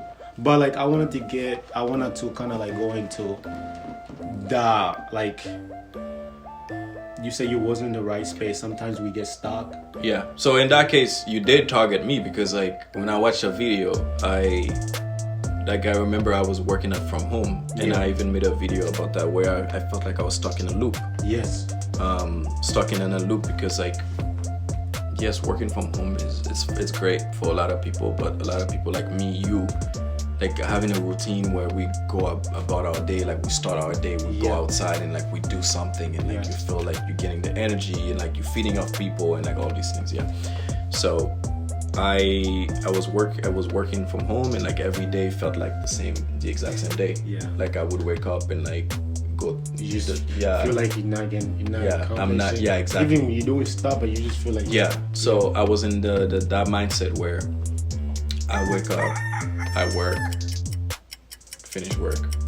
It's that depressing. Like it was. Like wake up, work, and then after work I'm still at home, and then after that it's 9 o'clock, 10 o'clock I go to sleep, wake up, the exact same thing. And then when you post that, I was like, oh shit, stuck in a loop. Right away I got inspired by what you said. I was like, oh, how do I get out of this loop? So I let you know. I was like, and yo. you felt like you had to let me know. Yeah, I was like, yo, I gotta let you know. I was like, because yo, a lot of people will never do that. why would you? Yeah, like, people like a lot of. I had this conversation with you. I think it was via DM, and I was like, yo, us creators, like when we post something out there, a lot of people feel greedy for even let you know, yo, you're doing a good job, or like, yo, here's a comment, like, keep pushing. Yeah. They think that, oh, like, you're gonna get big head. Like, no, I'm not gonna get big head. Like, I'm gonna appreciate you for appreciating me. Yes. And then the energy, it's all about the energy. I give you the energy, you give me the energy. You got me out of the loop that I was in, because I was like, oh shit, I gotta do something outside, because I need to be outside. You know, so I grab my camera, and then like when I'm my best self is like when I have my headphones on, I'm on the bus, or like I'm going for a walk, and like I can just think about stuff. You know what I mean? And so I took the camera and I was like, yo, this is what I'm feeling. I'm feeling like I'm stuck in a loop. And then that mindset I was in, like it was the weirdest mindset of my life. Like when you stuck, and then it's how do I get out? Yes. How do I get out? That was the question. Yeah.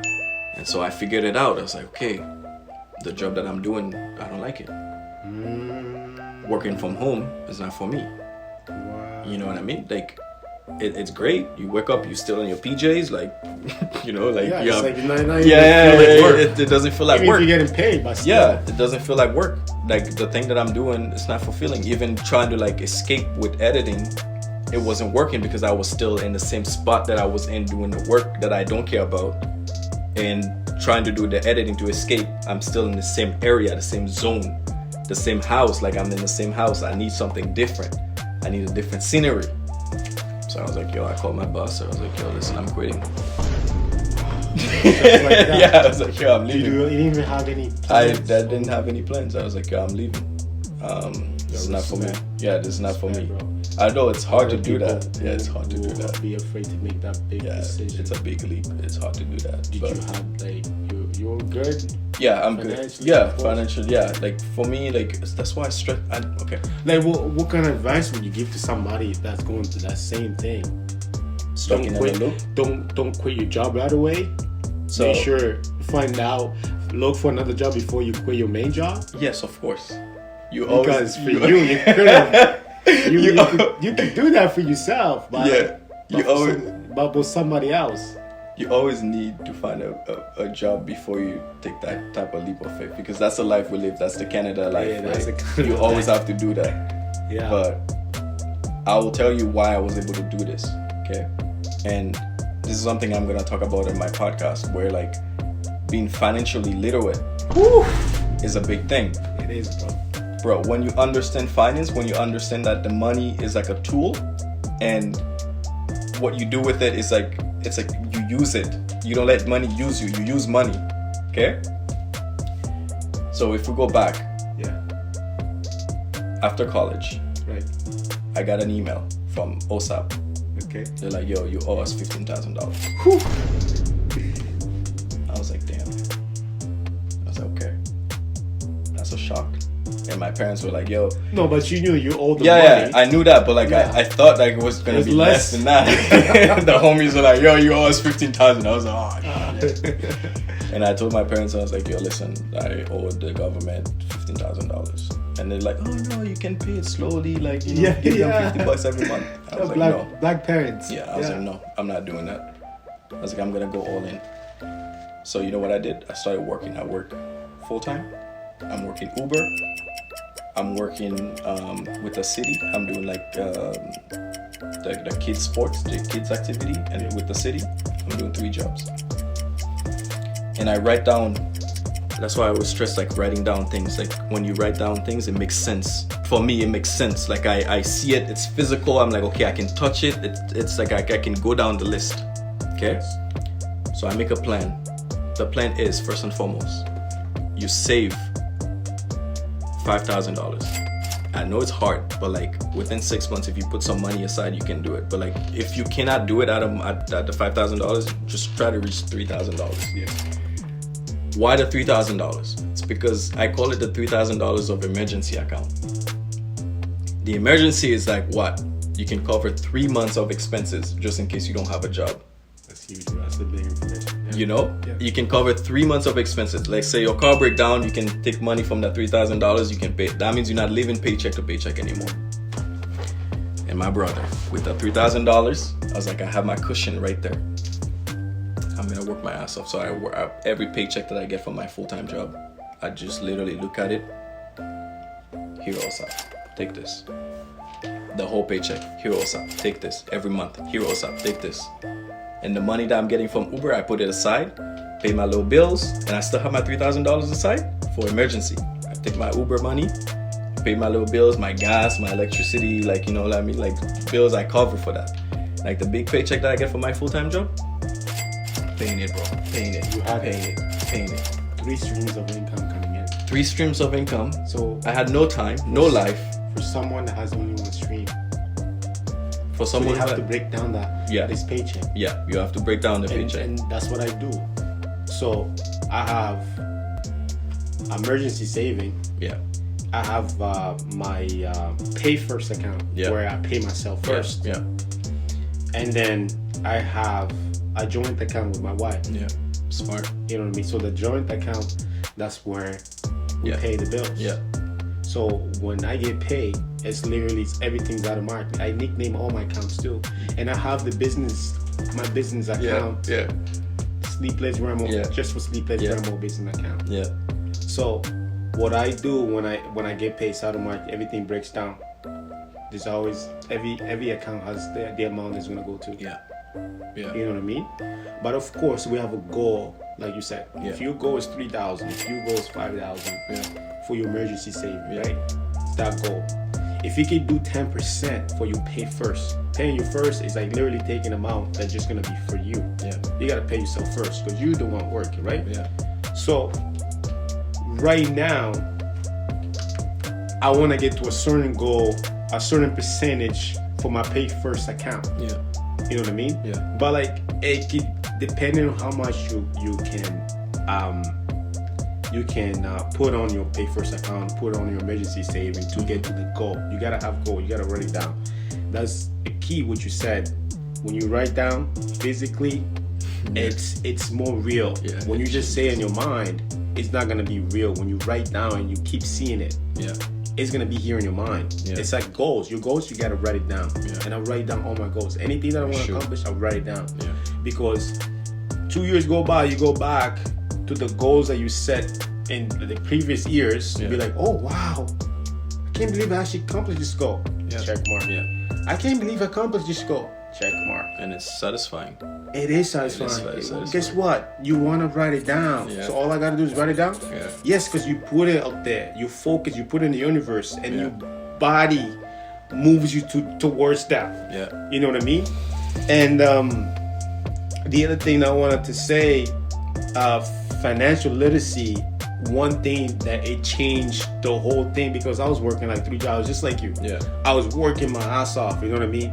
But once I learned this from a book, I don't know if it's Rich Dad, Poor Dad, or The Rich Man from Babylon.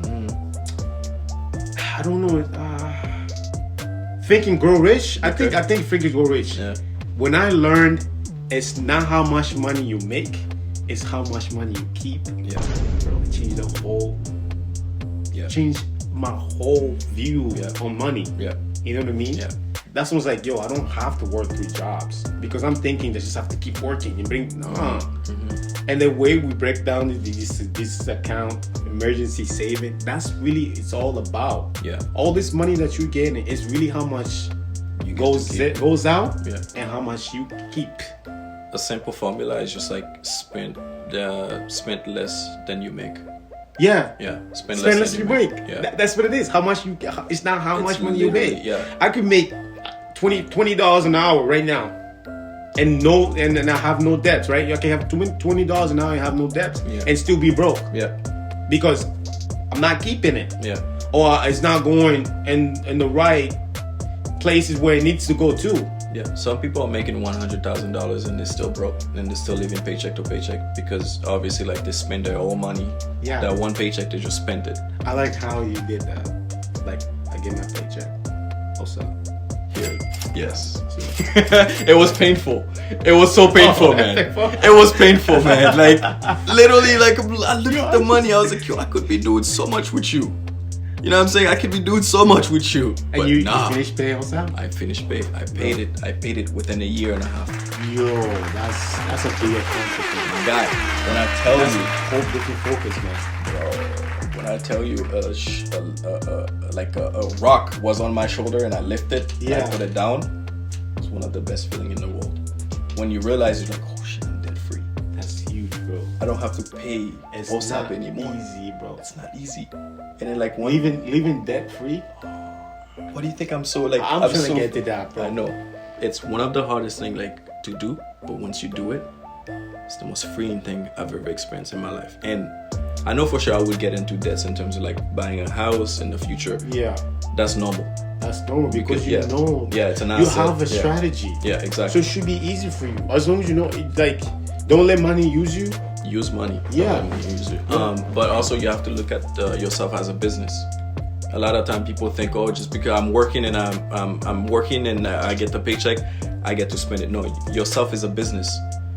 You have to know, okay, I have this income coming in. Let's say I have $2,000 a month coming in. As a business myself, I get $2,000 coming in every month. Okay. How do I break this down? First and foremost, 10% emergency account. You said, okay, I'm gonna put that aside just in case I have an emergency. Yeah. And then another 10%, you're like, okay, this is for my clothing. Like I want to buy nice clothes. I put, that's me. And then the other 10%, you're like, yo, this is for my bills. Because you are a business. Yeah. You are a business. You're selling your time to get money, to get resource, so that you can use it to buy your time. Yeah. You know what I mean? Like eventually, like me, like if I'm working and like I'm working for somebody, Yeah. but the whole goal is like to buy my time back. Like I don't want to keep working until I'm 65 years old for someone. Like I don't want to give you my time like that. Yeah, bro. And like especially when you work with people, like they're just waiting to like, yeah, I can't wait until I retire. Yeah, I don't want to live like Can't that. wait. Like I work with so many places with like older people. Yeah, Like 55, 56. they're just looking for the And retirement. They're just waiting for the retirement. They're not living. But me, so young, like I look at them like, yo, I don't want to end up like you. Exactly. It makes me go harder. It makes me plan. And that's why I'm super grateful to my parents, because the sacrifice they made, like they didn't have that kind of education that we have now. They don't know how to use money the way we do now. Yeah. You know what I mean? And Like, that's big too. Yeah. For a lot of us, right? yeah, Because we go, if we don't educate ourselves, we go from what our parents know. yeah. So if we don't know what's best for us, we're gonna listen to everything what the parents said what's best for us. Yeah. What's best they think is for us. You know what I mean? That's right. If I didn't know anything about, if I didn't educate myself, anything about financial literacy, I would just listen to my mom. Go look under the job. Go find another job. You know, McDonald's are hiring them. Yeah, they always do that. But they have good attention. It's a good attention, you know. Like it's just like, yo, I want to do it for you. You know, I'm looking out for you. Yeah. But learning about money, learning on your own is like the most important things. Like especially like with the finance stuff. Like money literally will change your life, and like you don't want to be that guy at Walmart like an old man like 75 and like, would you like, I don't know how to use a cashier. Like no, like I don't want to be like that. Yeah. And then one topic that how do you feel about like reaching comfort? Like you say like because I had this thing where I believe that to myself, I was telling myself like, I don't want to be rich, I want to be comfortable. What's your take on this? Are you the type of person where you want to be rich, or you want to be comfortable? Like comfortable enough where you live your life and I think you said the word comfortable, because what's rich if you're not happy? I want to have freedom. okay. If that's rich, then that's You'll take probably, it. yeah, I'll take it. Okay. I want to have freedom when I'm able to be creative, and I don't have to ever have the feeling like, oh man, I have to go to work tomorrow. Yeah. You know what I mean? Yeah. like doing something, what I do, go and speak for people, motivate people to get paid. Yeah. You do what you want to do at your own time. That's it. That's what it is. That's it. That's the goal. That's the goal, bro. That's literally what's the goal. Because you think about like you like go into a 9-to-5 job. It's literally they're controlling you. Yeah. Right? Yeah. Because you see your co-workers more than your family members. You know what I mean? Yeah. Like I see a co-worker more than I see my daughter. Which is not supposed to be like that. No. So like it's just like literally it's just like, yo, I just want to have the freedom. Like, You know, the freedom. Because bro, there was a point like when I was just grinding and just like working, grinding, and I'm doing like literally everything. I'm working 2 jobs and I'm still in the gym. I'm doing everything, you know. I'm just like go. And like bro, I sit down, I'm just boom. Sit down, boom. You know what I mean? I had no time to enjoy myself. That's also stuck in a loop too. That's also a loop. Yes, you know, because not knowing financial literacy, right? Yeah. You think you grinding, you doing this, you thinking you doing a good thing for yourself, but you're really actually doing destroying. wrong. You're destroying. You actually going in a circle. You actually go in a circle. You're not actually progressing. You're not growing. Yeah. You actually go in a circle. And then I remember my brother just pushed me to. My brother just came up with this, and we were just talking like normal, right? And my brother's just like, yeah, you think you're really making a lot of money, but you don't have freedom. And then when he said that, like, you really don't have time to do what you want to do. Yeah. And I didn't really look at that way because everything was moving so fast. When he slowed it down for me, it changes everything. He's like, yeah, it's so true. When I was like, I wasn't playing. Like, I love playing ball. I could play ball every day, right? And I literally never had time to actually go play. Yeah. And then when he said that, I just like, I started thinking different. It's like, yes, it's true. This money I have, but I'm not even able to enjoy this money. Yeah. You're not able to even enjoy your family. Yes. That's something gotta change. exactly. But not knowing financial literacy, what would you do? Nothing. So you think you stop with one job, just focus on one job, when I'm gonna get the other income? Exactly. Like you think it's a grind, but when you talk to people and learn different perspective in life, you understand certain things more. You read books, you understand things. That's when everything slows down. Yeah. It's like you open a portal of like learning and just knowledge. Yeah. And like, oh shoot, that's dope. I like that changed my perspective on a lot of things. Yeah, bro, we can talk all day, man. Do you have questions? I'm still here. No, don't worry about me. Like, I'm really enjoying the flow of the conversation. I do had some questions. Yeah. But I didn't want to interrupt because it was sort of slow and stop that rhythm, and so that's why I just let it just flow. Yeah. And that was my decision. Okay. Yeah. But go ahead, close. Okay. Yeah, so coming to an end, I just wanted to just give us just a small explanation on your business, your clothing brand, and I think we finished with that. Yeah, so right now I'm trying to get everything sell out. Like,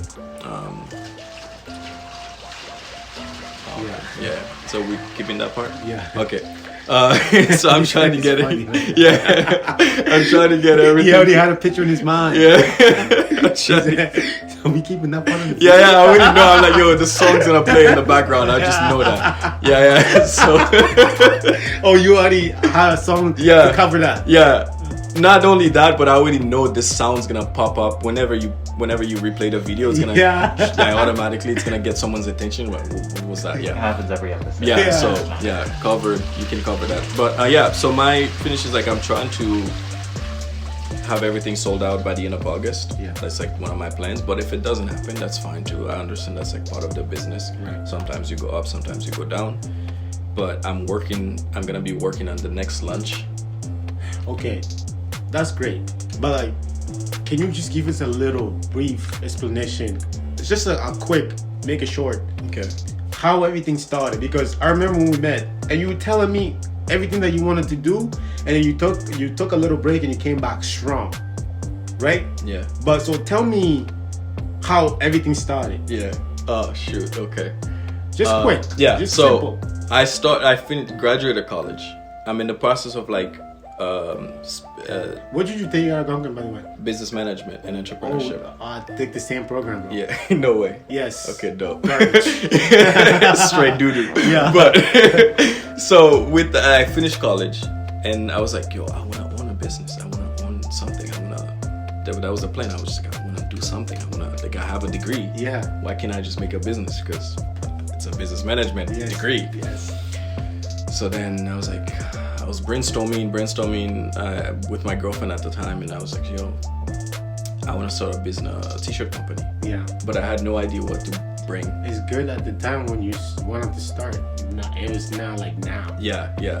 So because everything is saturated, there's a bunch of t-shirt company we talked about. Yeah. So then I was like, yo, I need to bring something like. And at the same time, I was struggling with my faith and religion and like God and like all these things. Like I'm still struggling with those type of things, but we will leave that for another episode of the podcast, probably next time when I come back again. Part two. Bro, we can do part 2 again. Yeah, we will do part 2 and then we'll talk about religion and all these things. So then I was like, yo, I need some sort of a reminder, like something that can remind me of like, yo, sometimes you'll go to hardship and you will come out of it stronger. So I was like, okay, I want to make a t-shirt. I want to make a t-shirt that's like more reminding of like what your faith is, reminding of where you come from, like a positive reinforcement. That's what I wanted to do. So I was like, okay, fine. How do we do that? So I started writing down names of the business. I was like, okay, I want to call it Verbs Apparel. That was like the first one. Yeah.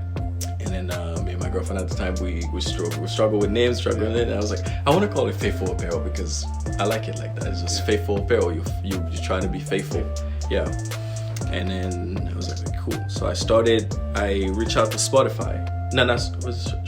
I reached out to Shopify. I was like, yo, I need a website and I need to know like how do I make this business possible. And then I was watching mad tutorials online on how to make the business possible. So first and foremost, they're like, yo, get a website. So I got the website. It was like I got the website in 20 something. I don't remember which year. So I got the website faithfulapparel.ca. And then I was like, okay, how do I buy the clothing? And like, how do I make the clothing? So, and then I called Shopify and I was like, how do people do this? Oh, you called Shopify? Yeah, I called them. Yeah, there's a customer service line. Yeah. I was like, well, how do we do this? And they're like, okay, there's this company named Printful. You can buy stuff from them and then you customize it. You put your thing on it and then you sell it on your website. And I was like, oh, it's that easy? They're like, yeah, it's that easy. You just go, you download the application from Shopify and then you talk to the manufacturer. The Printful is the manufacturer. They're from the States. They will customize it for you. Bro, we giving you mad game in this episode, bro. Yeah, and then they customize it for you. You put the writing and then they ship it out to you. Yeah. Like they put it on your website and whoever buy the shirt, they will ship it out to you, to the customer. So I was like, okay, dope. I was like, nice, that's amazing. Okay, cool. So I started working on it. Created a website, created the logo that I wanted, the Faithful Apparel stuff. Yeah. I don't remember which one that I started with at first. The first thing that I put on the t-shirt. I remember there was a couple different. Yeah, it was different things. Like I was trying to figure out like which one works best, you know. But then because I have this like imagination where like I want things. Whenever I want something, I look at the bigger picture instead of like the details. And then my girlfriend at the time, she's super constructive. She's like, yo, look at the details. Start small. But I was like, nah, I don't want to start small. I want to start big. So I created woman stuff. I created men stuff. I created baby stuff. I was like, yo, I want to push everything all at once. Oh boy. Oh boy. Little did I know, man. Little did I know. So then I was like, I pushed everything out. I was like, yo, I want this big. Like my imagination, I just want big things. I was like, yo, I want people to, I'm sure people are gonna go for this. Like I had high expectation. And then I called the manufacturer. I was like, yo, can you print some shirt and then send it to me? And then I can take pictures of it. They're like, yeah, no problem. Cool. So they send it to me. It takes like a month to get to my house. I was like, oh, why would it take this long? You know? And I'm like, yo, what if someone orders something from me? Like Amazon is doing like 3-day shipping or like the same day shipping. Like, why can't I do the exact same thing? They're like, Prime. Yeah, exactly. They're like, no, it's the way we do things and it's the States. You have to pay import. I was like, what? It's like, no, I don't want that. A lot. Yeah. And then I was like, damn. So I still launched the thing. I launched everything. That I think when it comes to like, sorry to cut you off. I think when it comes to t-shirt business, that's the most stressful part. Yeah, getting it to the customer. Getting to the not only getting to the customer, finding a supplier, and getting your stuff, but like restock quickly. Yeah. Right, restock quickly, and having somebody to put your ideas into clothing, or like the vision that you have, your creativity to put on a clothing or on a t-shirt, right? Yeah. It's hard to find that supplier, that person to do that for you. And then once you find that, price-wise too. Yeah. Something that could work out with something you're looking for, right? Yeah. Like, which we don't have it here in the city. Yeah. So, and yes, that's a very good point. Yeah. And then I didn't know all these things. Obviously, like, it was the first time I'm learning. And bro, damn, did that cost me money. Yeah. So I was trying to ship like a bulk of stuff with like the customization to my house from the States. The import fees was a lot, like $100 something. Like every time that I order something, I have to pay this much. I was like, no, I can't do this. So I launched the stuff anyways, and then some people bought some stuff from me, but they had to pay like almost $15 for shipping. Like, I did not want that, you know what I mean? Like, it was just like, yo, that's too much. And then that overwhelmed me. I was like, damn, like, I feel like a failure right now because I can't run the simple t-shirt company. Like, what the hell? And then that crippled me a lot because I was just like, yo, I want this to be this way, but it's not going the way I want it to go. Right.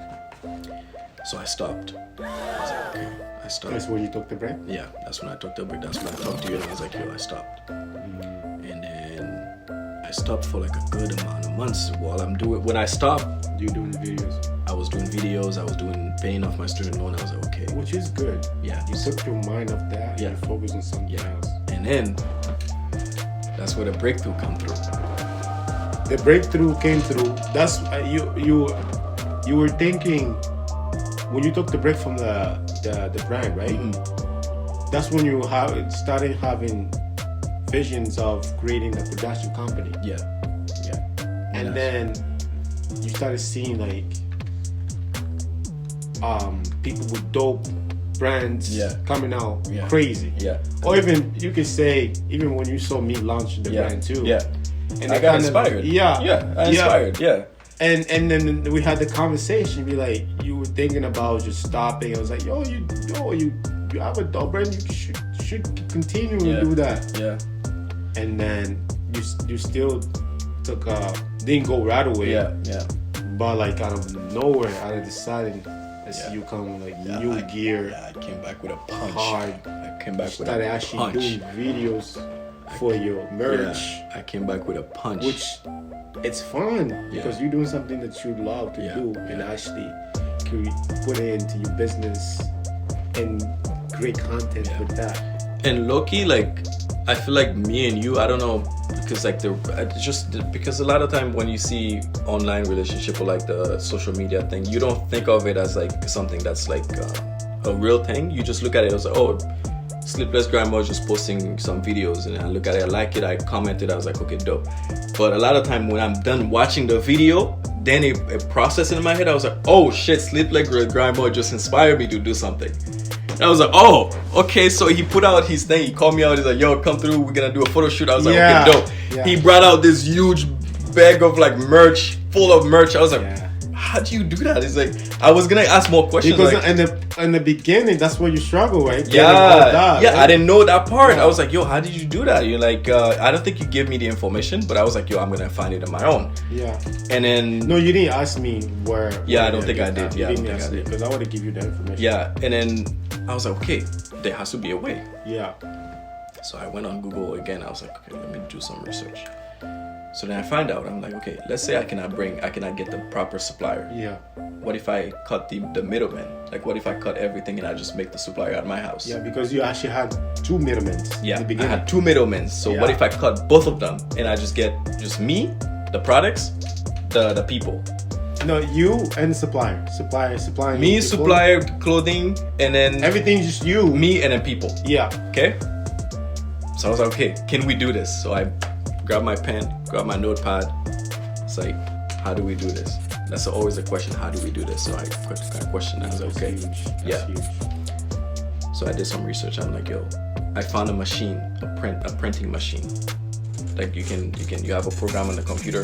You put whatever design you put on it, you print it. And I was like, how much does that cost? That shit cost like $400. I was like, damn. Mind you, I have an emergency account. I was like, do you want to go all out? I asked myself questions all the time. I was like, yo, do you want to go all out? I was like, yo, okay, let's get all the prices Because when you take first. it, you have to put it back, right? Yeah, I was like, let's get all the prices first. I got the price for the printing machine, $400. I got the price for the heat press machine. It was like $300. And then I was like, okay, $700. I mean, that's better. We'll get that money back. So you actually cut the supplier out too. But I needed a supplier though. I needed a supplier To get the clothing. to get the clothing. So I get one supplier. I got the clothing from them, and like they're in Canada. Okay. Yeah, the suppliers in Canada, like they supply me with the hoodies, they supply me with the t-shirts? t-shirts. Yeah, within like a day or two, the box is in front of my house. Wow. I can't give you guys this jam, but I'll give you the jam. Thank you, bro. You know? Yeah. So I got the supplier. I was like, okay, shit, I got the hoodies in. The hoodies are looking proper. Like it's very comfortable. It's very nice quality. Yeah. I was like, okay, it's time to come back with a punch. So then the whole winter, the whole December, I was working, like printing shirt, making design, printing You shirt. have to learn how to use the machines first. No, It's bro. stressful. Oh my God, man. You know how many mistakes that I made. Yeah. People don't know about these things. When I tell you, like, the behind the scene, when you work behind the scene, like, that's why I'm going to bring more behind the scenes. I want to videotape all I'm going to videotape all the process. Before the next lunch, I'm going to be working on it in September. Oh, man. That's Yeah, I'm gonna videotape everything, like from the 6 a.m.s to I'm gonna timeline everything. I already know how to edit, make video interesting. I'm gonna make it very interesting to show you the behind the scene, the videotaping, like the product, everything. I'm gonna do everything. I'm gonna put it up there. Be like, yo, this is what goes on behind the scenes. Yeah, bro. So then I have the heat press, I have the printing machine, I have the clothing at home. So I'm printing stuff. So now I have a bunch of hoodie at home. Like I have the products. So if ever someone orders something for me, if it's local, I can always deliver it. Okay, so I have everything ready. No middleman. I have everything ready. I was like, alright, it's time for me to come up with the uppercut.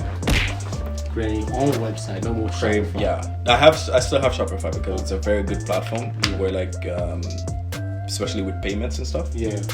It's easy to just pay you with the banking. The banking is linking to the Shopify, and then everything is good. I love Shopify. It's very good. So then I post a video. I was like, yo, listen, this is my plan. I stopped for a while. I explained. There are a lot of times when creators, like, we think we don't need to update the people that follows us. We have to update the people that follows us because they invested. There's people who are actually watching every move. Exactly. They invest in you. They invest in what you're doing. So I was like, okay, guys, this is what I'm doing. I'm transparent with my brand. I was like, yo, I've been struggling with this and I have this coming out. Found a way. Yeah, I find a way. I finally find a way. I figured it out. Yeah. And then a lot of people responded back, like, oh shit, you figured? I was like, okay, bet. This date, something is coming. They're okay. We're waiting for it. Give them a date. I give them a date. Bro, I launched the website. That put pressure on you? Yeah, no, because I was prepared. Okay. I launched a website. Next thing I know, sales are coming in. I was like, oh shit. Wow. Like my first sale, I was live on Instagram. I got my first sale. I think you're saying. Yeah. I see Got that. my first I think sale. I see that, yeah. I was like, no way. You know, I was so happy. I was like, damn. Got my first sale. The second one come in. Yo, people love that realness. That when you do like some stuff like that. Yeah. Yo, this is so real. He's excited because some people be like beat themselves up. Yeah. Yo, not even post stuff like that. Bro, That's someone goes out of their way, the money they make working, and then they buy something from you. If you say something so that is not valuable, man, like I don't know what is. Like honestly, you went out of your way. Like that's why. And also, I know what I love too. Yeah. When people they get their package and they put it on the stories, bro. I love that. That's one of the best feelings in the world. It brings me back to the beginning. Yeah. Like, I remember you. Yeah. I didn't even have no vision that this would become a brand. Yeah. And like crazy thing too, when you go like random places, you see somebody wearing your shirt. Oh my God, man. That's crazy feeling, bro.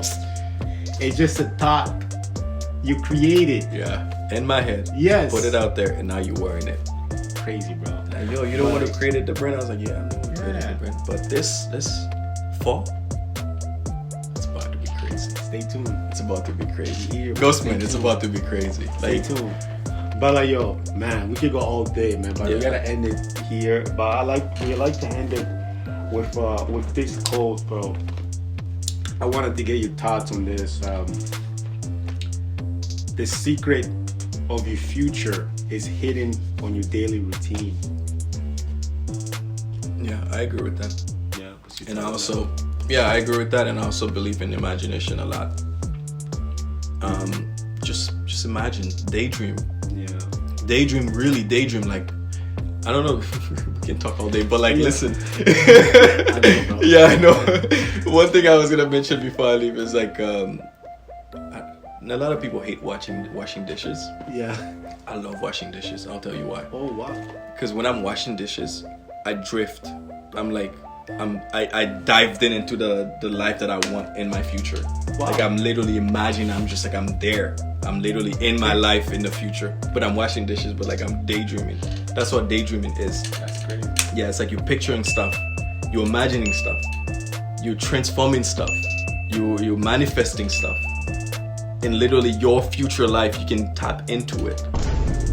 I know it sounds crazy, but it's fucking amazing because you can feel it, bro. Yeah. Like, when you deep in it, like, I'm washing the dishes, I drift away.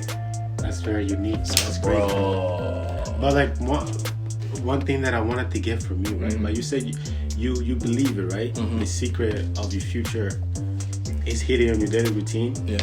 But like like you said, you use your imagination. Yeah. Like put it into action, right? Yeah. Let's say, because you become of what you do every single day, right? Yeah. Or like your routine, your accomplishments, it's based on your routine. Yeah. So, like, what's your thought on that? Like, for somebody that don't really have a routine for themselves, or have no goals or anything like that, who no plans whatsoever, right? So that's why, like, this is like a best way for this, like, us to end the podcast, getting to know, like, just your thoughts on, like, on routines, the things that you do every day, the reason, the things that you do. Why do you do what you do? Why do I do what I do? The way I look at it, for me, just my own perspective, is like, will my 65 years old self be proud of my 25 year old self? That's my why. Like, when I reach 65, can I look back at my 25 years old self? Can I look back at my 20 year old self and be like, yo, because I'm living for my 65 year old self. The decisions that I make, the routine that I follow, is so that my 65 year old self can be better than I am today. That's huge, bro. That's my advice for anybody You out wanna add there. anything into that? I believe we touched upon this quote a couple times.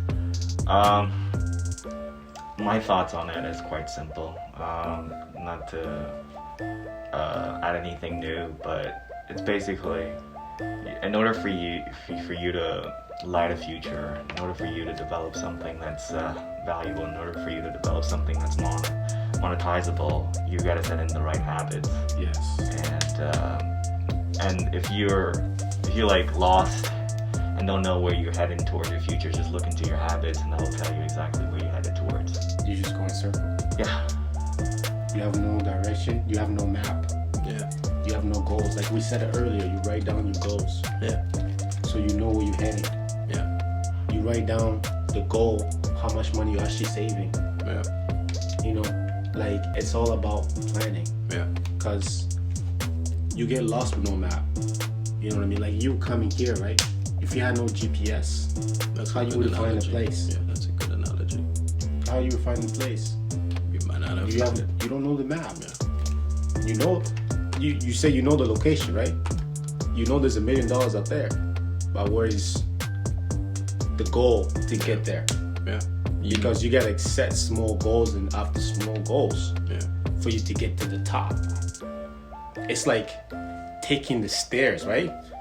Instead of thinking in your mind, I just want to find the elevator to go up. You know what I mean? Yeah. So it's just like what you do, you gotta have a plan every single day. You know what I mean? Like find your reasons why. And we like to end it here because, man, with this guy Ricky, man, we could go all day, man, Yeah, bro. all day. Yeah. Yo, thank you. And course. yo, stay tuned. Part 2's coming. Part two's coming. They don't know. Yeah. They don't know. Bro, thanks again. Of course, man. I love to come on the podcast too. Yeah, I would love for you to come You know to what as I a mean? guest. Yeah. Anything, any crazy questions that you do, Yeah. I'm happy. Alright, good. Yeah, I would love to. But stay tuned for the next episode. Peace. Deuces.